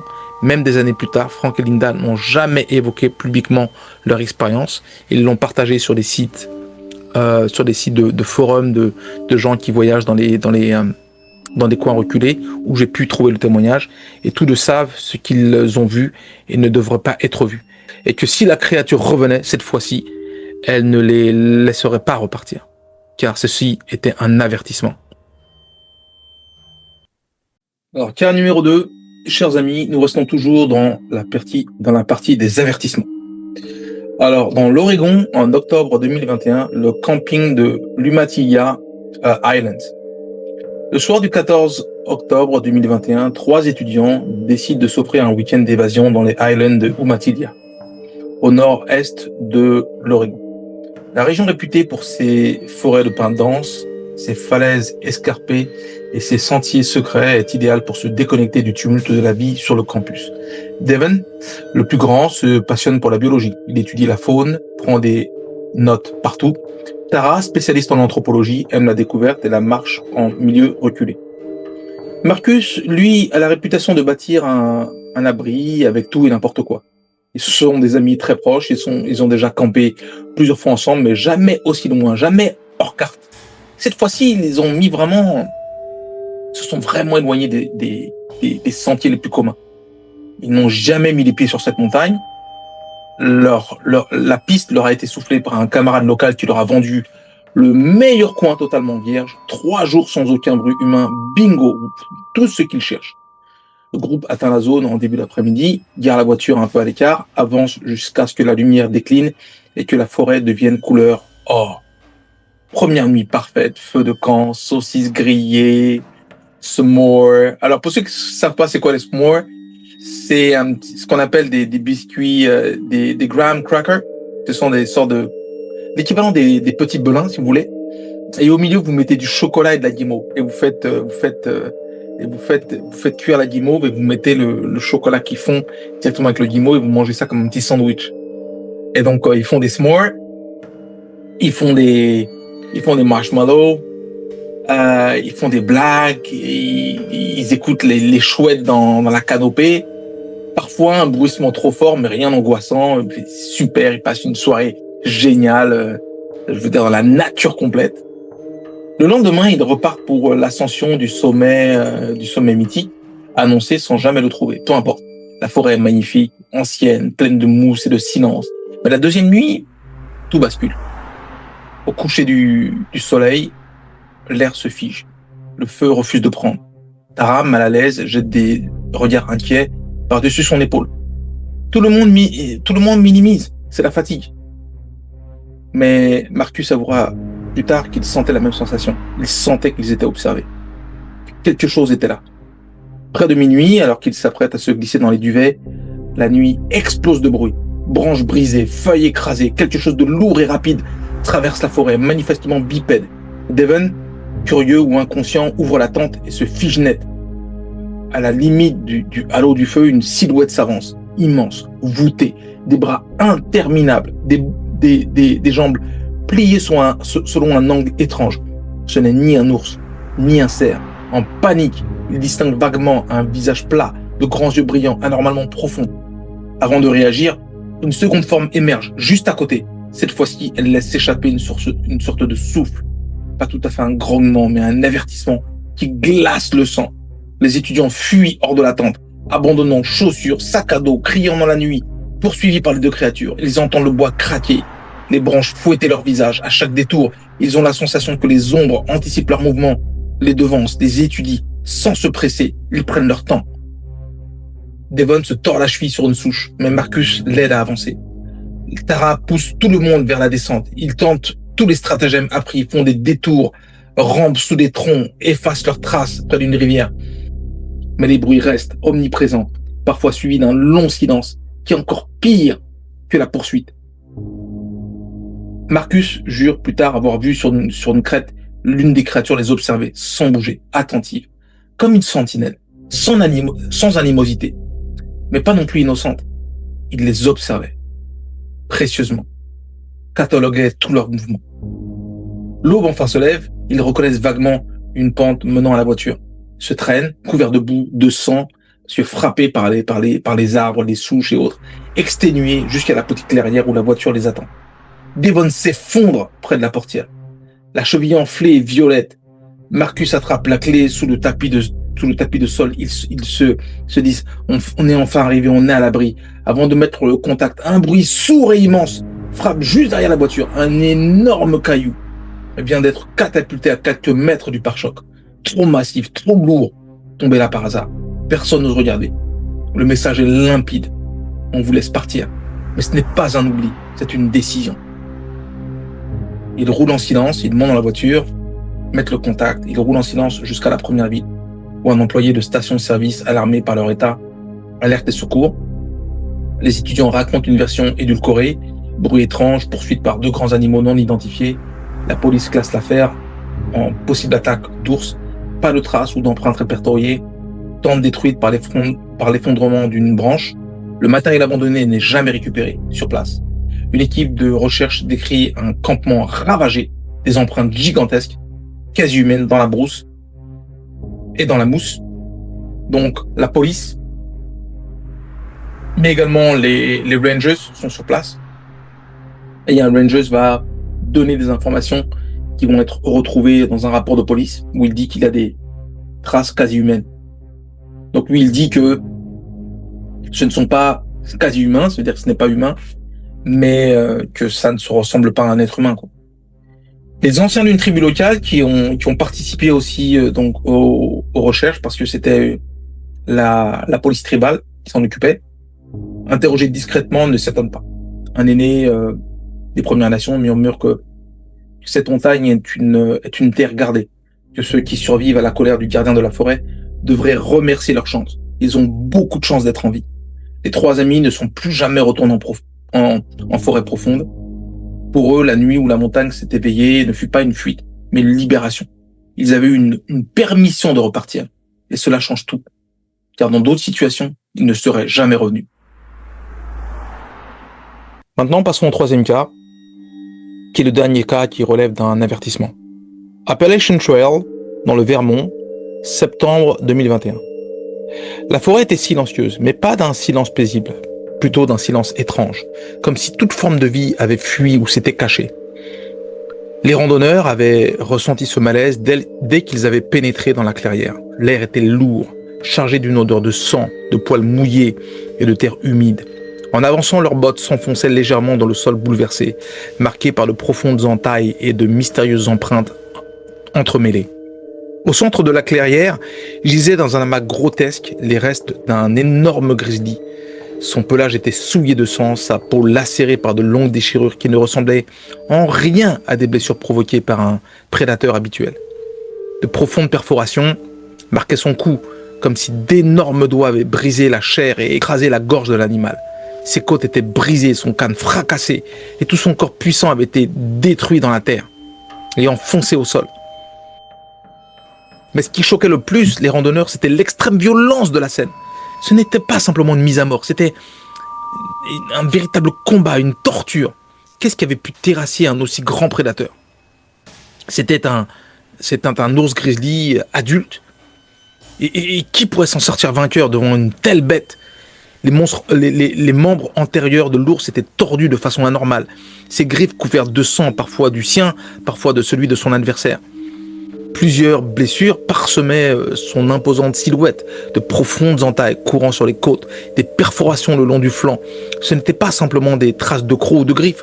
On aurait dit que quelque chose avait frappé la bête avec une force brutale inouïe, celle d'un prédateur inconnu. Les arbres alentour portaient aussi des marques profondes, comme si quelque chose s'y était appuyé durant la lutte. Des touffes de poils sombres restaient accrochées à l'écorce. Certains étaient manifestement ceux de l'ours, mais d'autres, plus longs, plus rêches, presque humains, étaient impossibles à identifier. Et qui pouvait terrasser un ours? C'est un apex prédateur. Il n'y a rien qui soit au-dessus de l'ours dans ces forêts. Qui est-ce qui aurait pu faire ça à un ours? Un des randonneurs s'approcha du cadavre de l'ours, le souffle court, le cœur battant à tout rompre. Il s'accroupit près des traces laissées dans la terre. Certaines appartenant évidemment au grizzly, mais d'autres différentes, plus grandes, encore à la forme quasi humaine, sans forcément être humain. Ça ressemblait à un humain, mais c'était pas tout à fait pareil. Et ça les inquiétait vraiment. Son pouls s'accélérait alors qu'il levait les yeux vers les arbres en bord de clairière. Tous savaient qu'il fallait partir d'ici, mais aucun ne parvenait à détacher son regard. La scène était à la fois primitive, dérangeante, mais captivante. Ce qu'ils avaient sous les yeux dépassait le simple affrontement pour un territoire. La violence y était injustifiable, une violence telle qu'il était incompréhensible. Un bruit rompit le silence oppressant. Un souffle guttural, profond, provenant des arbres, de ces ombres où même la lumière du jour ne pénétrait pas. Tous ressentirent une présence massive, invisible, mais bien réelle, tapis dans l'obscurité qui les observait. Instinctivement, l'un d'eux recula, haletant, le cœur battant. Les autres le ressentirent aussi, ce malaise, cette conviction que quelque chose de colossal, d'étranger, les fixait. Juste à la lisière de la forêt. On ne voyait pas sa forme, mais on entendait son son. Une odeur de musc et de sang s'accentua. Le bois se mit à craquer. D'abord lentement, puis un rameau se brisa. Les randonneurs scrutèrent la frange d'arbres, mais ne virent que des ombres épaisses. La sensation, elle était bien là. Une présence pesante, immobile, derrière les troncs, délibérément tapis à l'affût, mais caché. Second souffle, plus discret, passa. L'un des randonneurs retint sa respiration. Ce n'était pas un ours. Ce n'était aucun animal connu. La tension grimpa d'un cran. La clairière, autrefois simple espace ouvert, s'était transformée en piège, comme s'ils y avaient été attirés quelque part. Ils avaient vu ce qu'ils n'auraient jamais dû voir, quelque chose qui n'était pas destiné à être compris, mais qui était un message pour les ours. Prudemment, l'un fit un pas en arrière, puis les autres suivirent, lentement, refusant de tourner le dos à la forêt, refusant de courir. Leur instinct leur hurlait de fuir, mais chacun savait que tout mouvement brusque aurait pu provoquer une attaque. Un nouveau bruit, un déplacement discret dans les ombres. Les filles se figeaient, ils s'arrêtèrent, regardèrent. Ils continuaient à reculer. Ils devaient partir. L'air était devenu oppressant, saturé de la puanteur de la mort et d'autres choses. Une odeur inconnue, incompréhensible, à la fois de pourriture ou d'herbe mouillée ou d'herbe pourrie. Un à un, ils se retirèrent, le dos raide, muscles tendus, sans oser courir, malgré leur panique et la peur. La présence ne bougea pas, ne poursuivit pas, mais elle resta là, tout près, attentive, à la lisière du visible. Elle observait. Ce n'était qu'une fois éloignée que la forêt reprit vie. Des oiseaux chantèrent, les insectes recommencèrent à bourdonner, des animaux se mirent à bouger, mais les randonneurs pressèrent le pas, sans un mot, jusqu'à regagner la civilisation. Quand ils rapportèrent leur découverte, les autorités enquêtèrent.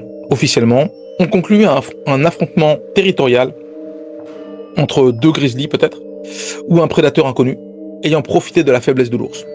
Alors certains ont mentionné la possibilité qu'un grizzly soit là et qu'il fût attaqué par un ours Kodiak, plus gros, plus fort. Pourtant les témoins savaient que c'était faux. Ce qu'ils avaient ressenti dans la clairière, cette terreur viscérale, cette sauvagerie inexplicable ne correspondait pas à un simple accident de la nature. Ils savaient ce qu'ils avaient contemplé, et c'était autre chose. Et que cela rôdait encore, quelque part, dans la forêt. Sincèrement, reconnaissant d'être encore en vie, ils ont laissé donc les deux des randonneurs ont laissé un témoignage dans un site qui parle de randonnée extrême.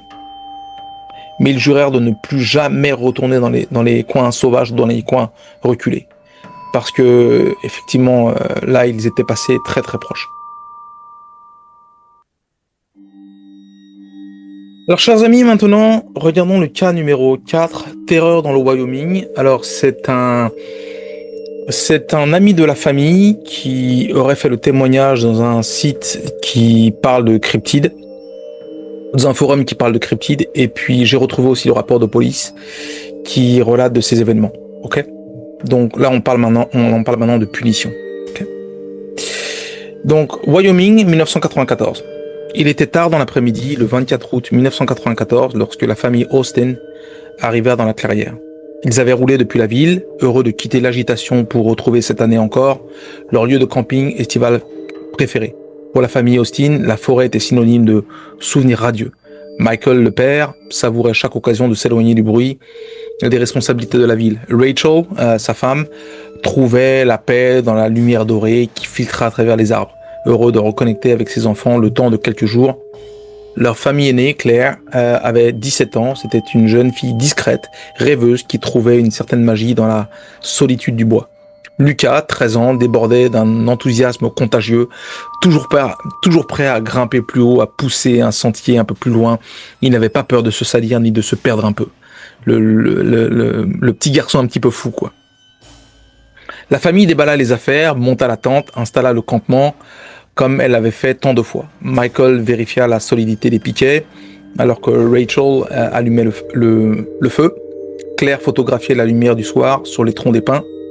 Lucas partait en quête de bois mort. Chacun semblait trouver son rythme. Tout était normal lorsque la nuit tomba. Ils se retrouvèrent devant le feu de camp. Les flammes rassuraient tout le monde. La nourriture se réchauffait. Rachel fit rôtir des guimauves et Michael plaisanta en brandissant une saucisse sur une brochette. Ils riaient, évoquant des souvenirs d'été précédents. Claire, assise un peu à l'écart, semblait pourtant sentir un léger malaise, indéfinissable. Une tension que les flammes ne semblaient pas pouvoir dissiper. Elle sentait une présence, quelque chose qui était là et qui les observait.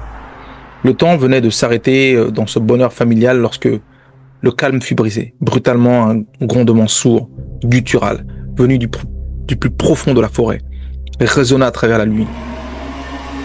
Lucas, surpris, s'arrêta net, avec une bûche à la main, les yeux écarquillés. Claire baissa son appareil, figée. Le son n'avait rien à voir avec le bruissement d'un animal ordinaire. Il était trop grave, trop puissant. Il semblait résonner dans la poitrine, comme une sorte d'onde qui vous prend et qui fait vibrer tout l'intérieur du corps. Rachel pâlit un instant. Michael tendit l'oreille, inquiet. À peine eurent-ils le temps de réagir que le grondement retentit de nouveau, cette fois encore beaucoup plus proche. Le sol vibrait, la tension dans l'air devenait presque tangible. Le père se leva, la mâchoire crispée, les yeux parcourant la lisière sombre. Il ordonna à sa famille de rester près de lui. « Mettez-vous derrière moi ». Les ombres entre les arbres frémissaient, puis dans la lumière tremblante du feu, une silhouette gigantesque apparut. La créature avançait, titanesque, trop lourde et trop grande pour sa grande carrure. Un colosse à l'allure presque humaine, mais déformé, comme si le poids du monde pesait sur ses épaules. Sa démarche était étrange, pesante, mais extrêmement rapide, comme si elle glissait à la surface du sol. Les yeux brillaient faiblement dans la pénombre. Michael sentit son souffle se bloquer dans sa poitrine. Il était pétrifié de peur et de sidération. Ce qu'il nous voyait en face de lui, ce n'est pas un animal, c'est un prédateur. Rachel recula, entraînant Lucas avec elle, alors que Michael instinctivement tentait de s'interposer, en allant doucement, s'interposant entre la chose et sa famille. La chose s'arrêta à quelques mètres, sa respiration lourde, son visage déformé entre homme et bête. Rachel balbutia son prénom. Michael. Mais Michael était déjà figé, incapable de bouger. D'un seul cri effroyable, la créature brisa l'illusion de sécurité qui planait sur eux. Puis, la créature chargea Michael avec une force inhumaine. Il tenta de lever les bras pour protéger sa famille, mettre les bras en croix, mais la puissance de l'impact l'envoyait rouler au sol avec une cascade d'os brisés. On entendait les os se casser les uns après les autres, juste avec cet impact. Avant qu'il n'ait pu se relever, la créature le plaqua d'une griffe énorme, lacérant sa poitrine d'une force terrible, puis l'attrapa et l'entraîna vers l'ombre de la forêt. Les hurlements de Michael s'étouffaient déjà dans la nuit, tandis que Claire hurlait, pétrifiée d'impuissance. Lucas, quant à lui, restait figé, du haut de ses 13 ans, incapable de bouger ou même de parler. Rachel saisit alors la main de son fils et, prise de panique, tenta de fuir en l'entraînant dans les bois. Mais la créature n'en avait pas fini. Pivotant sur ses talons, elle lança Michael contre un arbre, avec d'une force incroyable. Elle fondit sur Rachel, la frappant d'un revers de bras qui l'envoya valser à plusieurs mètres, son corps retombant, tordu dans une position irréelle, avec les côtes qui étaient, prises dans une position incroyable. La nuque brisée, le visage déformé par la douleur, Rachel ne bougeait plus. Claire, terrorisée, chercha à ramasser un bâton. Lorsqu'elle brandit son conviction, tenta de frapper la créature qui, d'un geste plein de violence, la projeta au sol. Sa tête heurta un rocheté, tout devint noir. Elle ne saurait dire combien de temps elle resta inconsciente.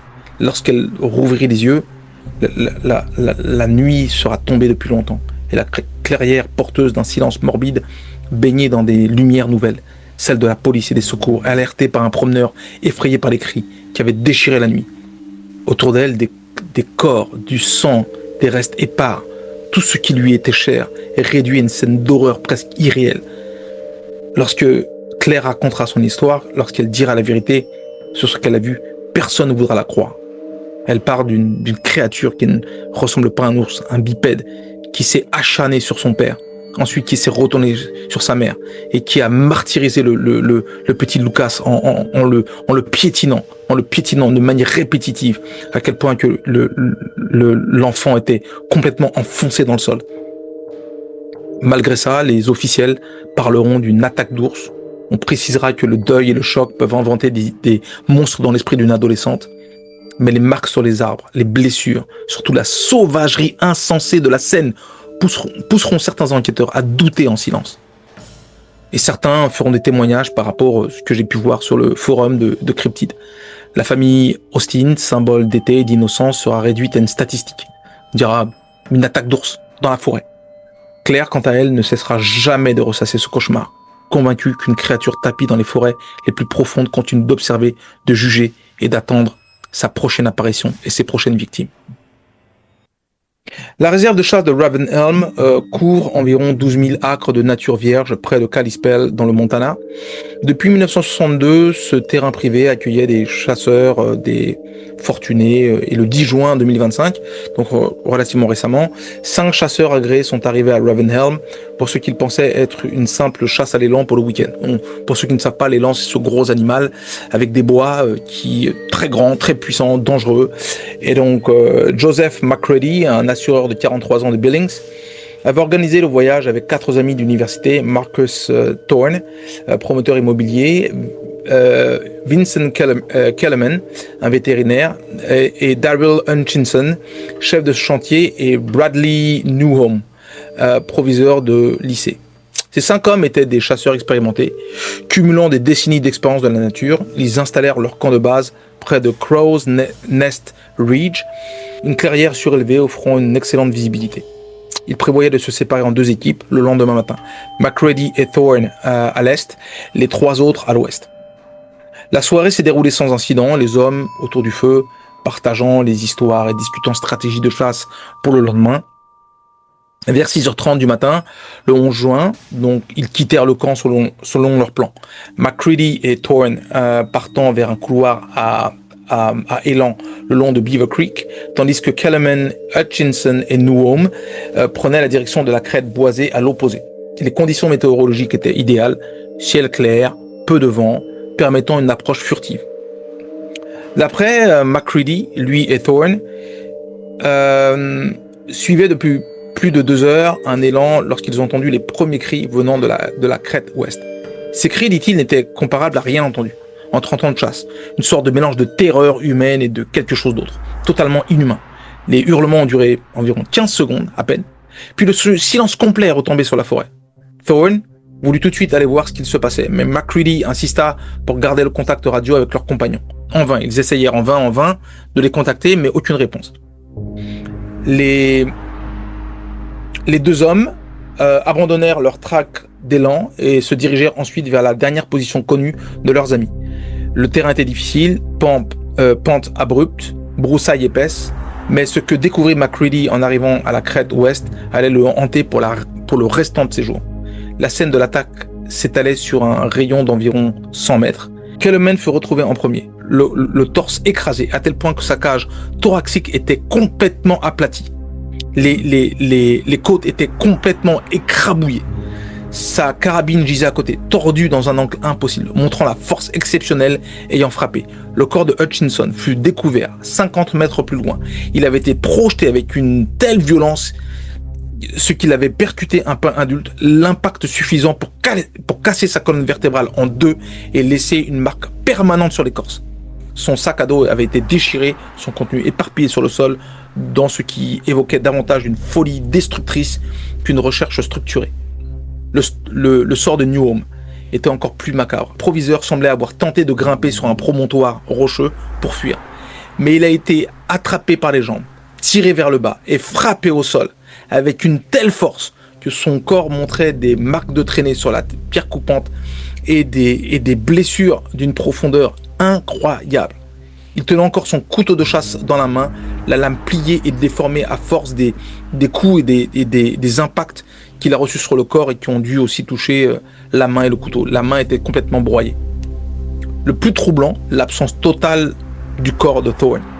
Après des recherches acharnées, on découvrit qu'il avait été transporté près d'un demi-kilomètre du lieu de l'attaque. Retrouvé finalement dans une grotte difficile d'accès, l'évasion de McCready fut miraculeuse. Lorsqu'il examinait le cadavre de Kellerman, il prit conscience d'une présence qu'il observait depuis les arbres. Pris de panique, il s'enfuit, courant vers la route la plus proche. Il émergea de la forêt 4 heures plus tard, couvert d'égratignures, en sous-vêtements uniquement. Parce que à force de passer dans des bois qui sont touffus, bon, ça déchire les vêtements. Le shérif local mena l'enquête, conclut officiellement à l'attaque d'un ours grizzly ou d'une femelle grizzly, protégeant sûrement ses petits, qui expliquerait ce déchaînement de violence inconsidérée du fait de la sécheresse ayant poussé les ours à descendre en altitude. Mais beaucoup d'éléments troublaient la police. Dommage incompatible avec une attaque d'ours. Les attaques d'ours ne prennent pas les gens par les jambes pour les fracasser au sol.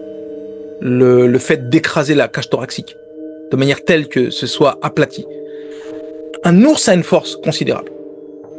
Mais même un ours est moins fort qu'un gorille. Un gorille a 9 fois la force d'un homme. Un ours n'a pas la force d'un gorille. Et donc, toutes les preuves qui sont accumulées ne sont pas compatibles avec ce que fait un ours d'habitude. Un ours griffe, mord, mais il ne fait pas ce genre de choses. Et une absence totale de traces ou d'excréments, malgré un seul meuble. Parce qu'en général, pour marquer son territoire, un peu plus, parce qu'il attaque les humains pour marquer son territoire, un ours. Et donc, en général, il laisse des excréments, même après une attaque. Le niveau de destruction, l'intelligence brutale de l'attaque, tout semblait dire qu'il ne s'agissait pas d'un animal ordinaire. Parce que, malgré cette attaque, aucun coup de feu n'a été tiré. C'est ça qui est fascinant. L'attaque a été d'une rapidité qui laisse pantois, en fait. C'est comme si en 15-20 secondes, les 3 personnes ont été martyrisées d'une telle force, d'une telle rapidité que c'en est incompréhensible. 3 mois plus tard, McCready déménagea au Nevada, abandonnant totalement la chasse, refusa d'évoquer davantage l'affaire. Depuis, la région n'attire plus guère les chasseurs. La rumeur de la nuit sanglante de Ravenhelm décourage jusqu'aux plus téméraires. On n'a aucune idée de ce qui est arrivé aux collègues qui étaient avec McCready. Donc bon voilà, je laisse l'histoire telle que je l'ai trouvée.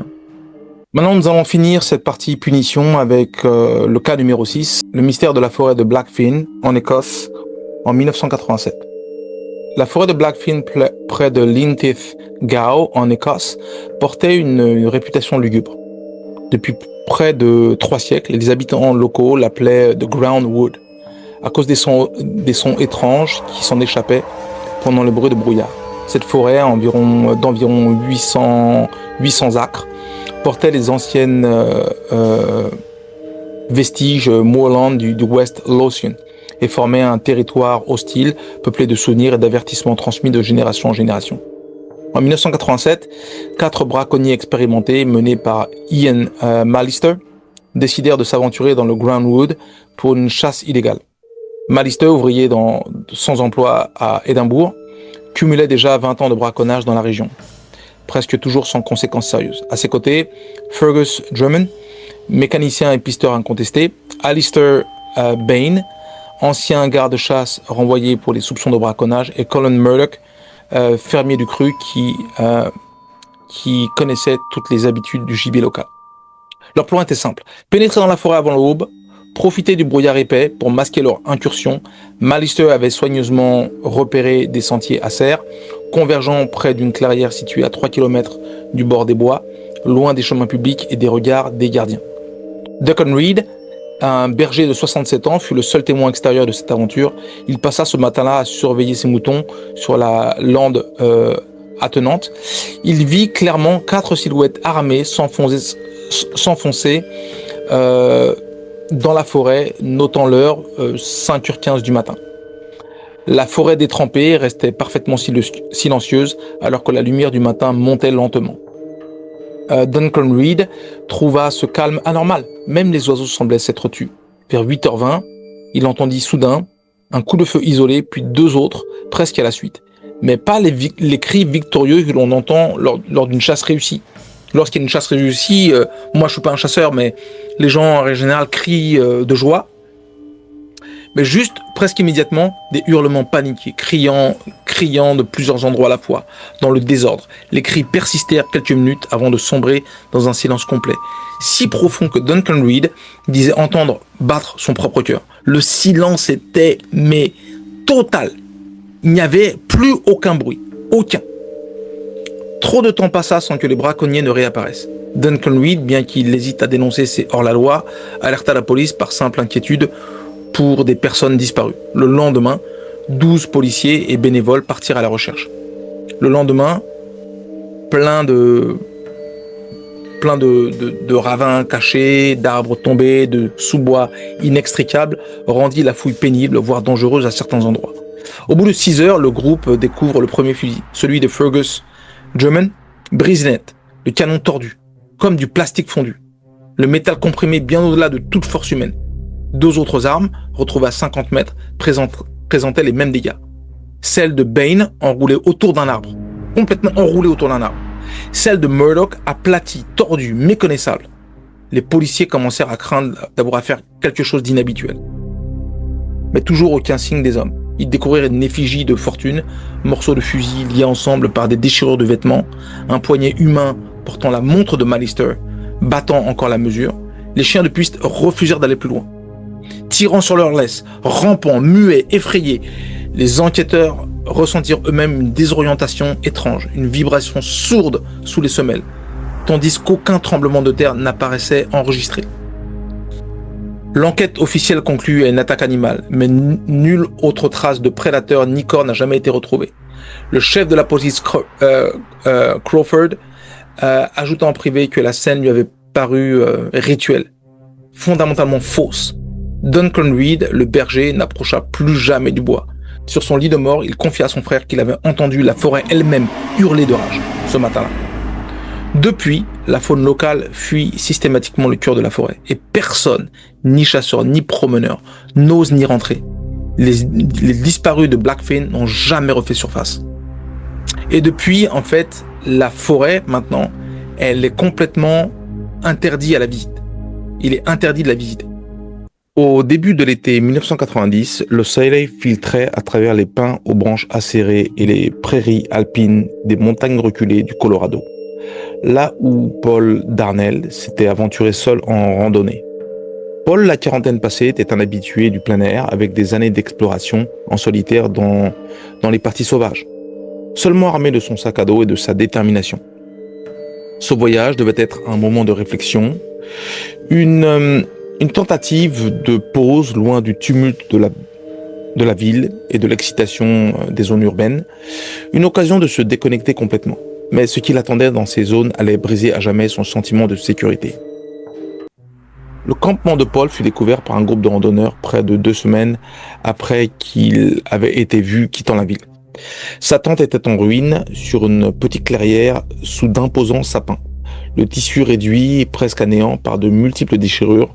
Non loin, son corps gisait face contre terre sur le sol humide. Un spectacle sinistre de violence incompréhensible. Le rapport du médecin légiste fit état de plusieurs blessures massives par objets contondants sur tout le torse, de côtes écrasées vers l'intérieur et d'une colonne vertébrale brisée en plusieurs endroits. Les blessures étaient sûrement dues sur la colonne vertébrale, d'après le médecin légiste, à la projection du corps en fait contre un arbre de manière extrêmement brutale et de manière répétée, qui aurait donc brisé la colonne vertébrale, parce que la colonne n'était pas sectionnée, elle était vraiment brisée à plusieurs endroits, donc frappée de manière répétitive à plusieurs endroits différents. Donc les blessures étaient d'une brutalité extrême, bien loin des traces typiques laissées par un puma ou un ours, qui ne sont pas capables d'infliger de tels dégâts sur un être humain. Les agents de la faune qui arrivaient rapidement sur place déclarèrent que la mort avait été causée par une attaque d'ours, se basant sur le chaos, la tente éventrée et la force nécessaire pour broyer les côtes d'un homme. Pourtant, aucun indice de passage d'ours n'était visible dans un rayon de plusieurs centaines de mètres. Aucune trace humaine non plus. Tout suggérait qu'aucune autre personne n'était présente. À la place, les agents remarquèrent une série d'empreintes énormes, profondément marquées dans la terre meuble, bien plus de 40 cm de long et espacées de façon à indiquer un pas bipède, rien à voir avec l'allure d'un ours ou d'un félin. Ces incohérences tracassaient le détective Marcus Caldwell, enquêteur chevronné assigné à l'affaire. C'était un homme méticuleux d'une 50aine d'années. Caldwell avait travaillé sur de nombreux dossiers similaires, attaques animales, disparitions en pleine nature, mais jamais rien de comparable à cette scène. Il examina minutieusement la zone. Le tissu de la tente déchirée montrait des motifs non compatibles avec des griffes d'un ours. Les blessures par objets contondants suggéraient un écrasement bien supérieur à ce qu'un ours pouvait être capable d'infliger. Et la colonne vertébrale, brisée par choc répétitif, n'avait aucune explication simple dans ce terrain. Le sol autour du corps était relativement plat. Il n'y avait que des arbres et un ours n'est pas capable de prendre un corps et de le frapper de manière répétitive sur un arbre. Tout ceci ne faisait absolument aucun sens pour Caldwell. Ce qui perturbait le plus Caldwell, c'était l'absence des autres signes habituels de l'attaque animale. Pas de crottes laissées par un ours. Pas de traces de griffures sur les arbres. Pas d'autres perturbations au sol, hormis ces étranges empreintes. Et si c'était le cas d'un puma déchire les vêtements, il utilise ses griffes, il utilise ses crocs. Et tous ces signes-là étaient manquants et suggéraient le passage d'un être se tenant debout, avançant avec régularité, rien à voir avec l'allure pataude d'un ours ou la furtivité d'un puma. Lié à son devoir, Caldwell rédigea un rapport interne détaillant ses observations et évoquant la possibilité d'un agresseur inconnu, bipède, doté d'une force considérable et capable de se déplacer à une rapidité effrayante. Il fait référence à des légendes des Premières Nations locales sur des créatures vivant dans la forêt, racontées depuis longtemps comme de simples mythes. Caldwell insista bien, malgré l'absence de preuves formelles autres que les empreintes. Les éléments observés ne correspondaient à aucun comportement de prédateur connu. Pourtant, son rapport prudent, méthodique, fut écarté par ses supérieurs et classé comme spéculation marginale. La version officielle réaffirmait la cause de la mort comme une attaque animale d'espèce indéterminée, laissant le public dans l'ignorance et avec une vague de malaise. Prédateur inconnu? Prédateur indéterminé? Qu'est-ce que cela signifiait? Caldwell se heurta dès lors au scepticisme tranquille de ses collègues et subit une pression de l'administration pour, on va dire, rentrer dans le rang. Son insistance à explorer d'autres pistes fut perçue comme une distraction inutile, accès restreint aux ressources, collègues fuyants. Puis la hiérarchie évolua et changea en réalité. Donc toutes les équipes qui organisaient la vie dans son secteur hiérarchique dans les forces de l'ordre changea et l'on incita ouvertement à un départ anticipé sous la menace à peine voilée que tu ne pars pas, on va ruiner ta réputation. Donc 1 an après la mort de Paul Darnell, Caldwell prit sa retraite. Sa carrière ne s'était pas achevée sur un échec, mais plutôt sur une incapacité à accepter de fausses évidences. Le dossier fut refermé, scellé sous des couches de jargon bureaucratique, dissimulant l'énigme du public. Pourtant, Caldwell garda l'affaire vivante dans sa mémoire et également dans des sites spécialisés, et convaincu qu'il y avait dans ces montagnes du Colorado quelque chose d'inexplicable. Les habitants de la région parlent à voix basse de bruits étranges la nuit, de grognements profonds résonnant dans les vallées, d'ombres géantes aperçues en lisière de forêt.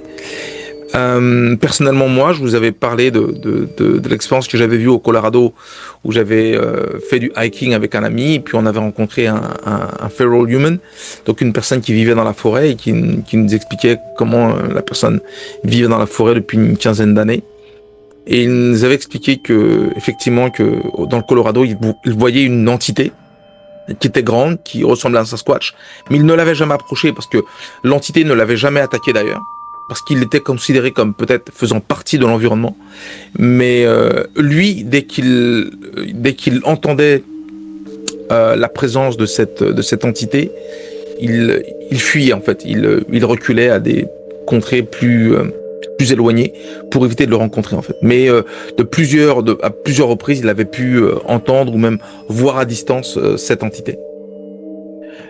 Effectivement, d'autres histoires circulaient, des campeurs disparus, des bivouacs retrouvés en ruine, traces énormes sans explication. Si personne n'osait relier ces éléments à la mort de Paul Darnell, les esprits attentifs ne pouvaient ignorer l'accumulation de faits troublants. Pour eux, ces montagnes cachaient des forces plus anciennes que les pionniers eux-mêmes. Par endroits, les lois de la nature semblaient suspendues, l'obscurité et le mystère régnaient. Pour Paul Darnell, la nature avait été un refuge, mais elle était devenue son tombeau. Frappé par une violence dépassant l'entendement, pour Caldwell, la conviction intime demeura. L'assaillant était une créature bipède, à la puissance et à la vélocité inconnues dans la faune régionale. Chers amis, il est temps maintenant de passer à une conclusion de l'épisode 11. Effectivement, au terme de ce nouvel épisode, notre exploration du phénomène Missing 411 s'enfonce plus loin encore dans les ombres des forêts, là où la frontière entre la réalité et le mythe se brouille inévitablement. À travers les témoignages troublants, les récits de survivants et la violence souvent indicible des disparitions et des rencontres avec ces entités, un message récurrent se dessine. La nature cache bien davantage que ce que nous croyons voir ou savoir. Qu'il s'agisse du Sasquatch en Amérique du Nord, du Nantinak d'Alaska ou des légendes écossaises, japonaises ou que sais-je d'autres, dans les forêts de Blackfin ou dans toutes les forêts qui existent dans le monde, le récit reste le même. Des territoires marqués par une présence mystérieuse qui protège, punit ou tout simplement observe l'humanité, rappelant à chacun notre ignorance fondamentale des lieux sauvages. Les avertissements répétés, l'extrême violence de certains cas, et l'incapacité des autorités à offrir des réponses rassurantes ou même de communiquer ouvertement sur le phénomène illustre à quel point le phénomène dépasse toute simple explication zoologique ou criminelle. Ces histoires ne sont pas simplement effrayantes, elles posent la question de notre arrogance face à la nature, de notre besoin de tout élucider et classer, alors que certains aspects du monde restent, peut-être à juste titre, hors de notre portée. Le Sasquatch, qu'il soit gardien, monstre ou l'écho d'une humanité oubliée, symbolise cette faille dans notre savoir. Il incarne l'énigme ancestrale d'un monde où notre présence reste tolérée, mais jamais assurée. À chaque nouveau cas exposé, une constante revient. La nature, dans ses recoins les plus sauvages, ne pardonne pas l'irrespect ou la méconnaissance. Les survivants en ressortent changés. Les familles laissées sans réponse demeurent avec la douleur du doute. Derrière chaque affaire, il y a un rappel de la profondeur du mystère, de l'ancienneté des forces en jeu et de la nécessité d'une humilité renouvelée. En résumé, là où la science hésite et où l'histoire titube, demeure la quête. Continuer à écouter, documenter, respecter et surtout ne jamais cesser de s'interroger. Les ombres de la forêt, les ruines des campements, les empreintes inexpliquées, tout cela reste la preuve vivante que notre aventure sur cette terre sauvage ne fait en réalité que commencer et que le phénomène Missing 411 sous toutes ses formes n'a pas fini de nous défier. Continuons d'explorer ensemble avec prudence, respect et esprit ouvert, car dans les forêts du monde, certaines questions attendent encore leur réponse et certains secrets peut-être ont simplement choisi de rester cachés. Alors sur ce, je vous laisse là-dessus. Moi, j'ai pris beaucoup de plaisir à faire cet épisode. Et il y a beaucoup d'intersections avec des épisodes que j'ai pu réaliser auparavant et puis des recherches que j'avais pu faire. Donc, j'avoue que j'ai pris énormément de plaisir. C'était un petit peu long, mais c'était très bien pour moi en tout cas. J'espère que ça le sera pour vous. Et puis, on se retrouve dans quelques jours pour la suite de Portlock, Alaska, partie 2. Merci, prenez soin de vous et à bientôt.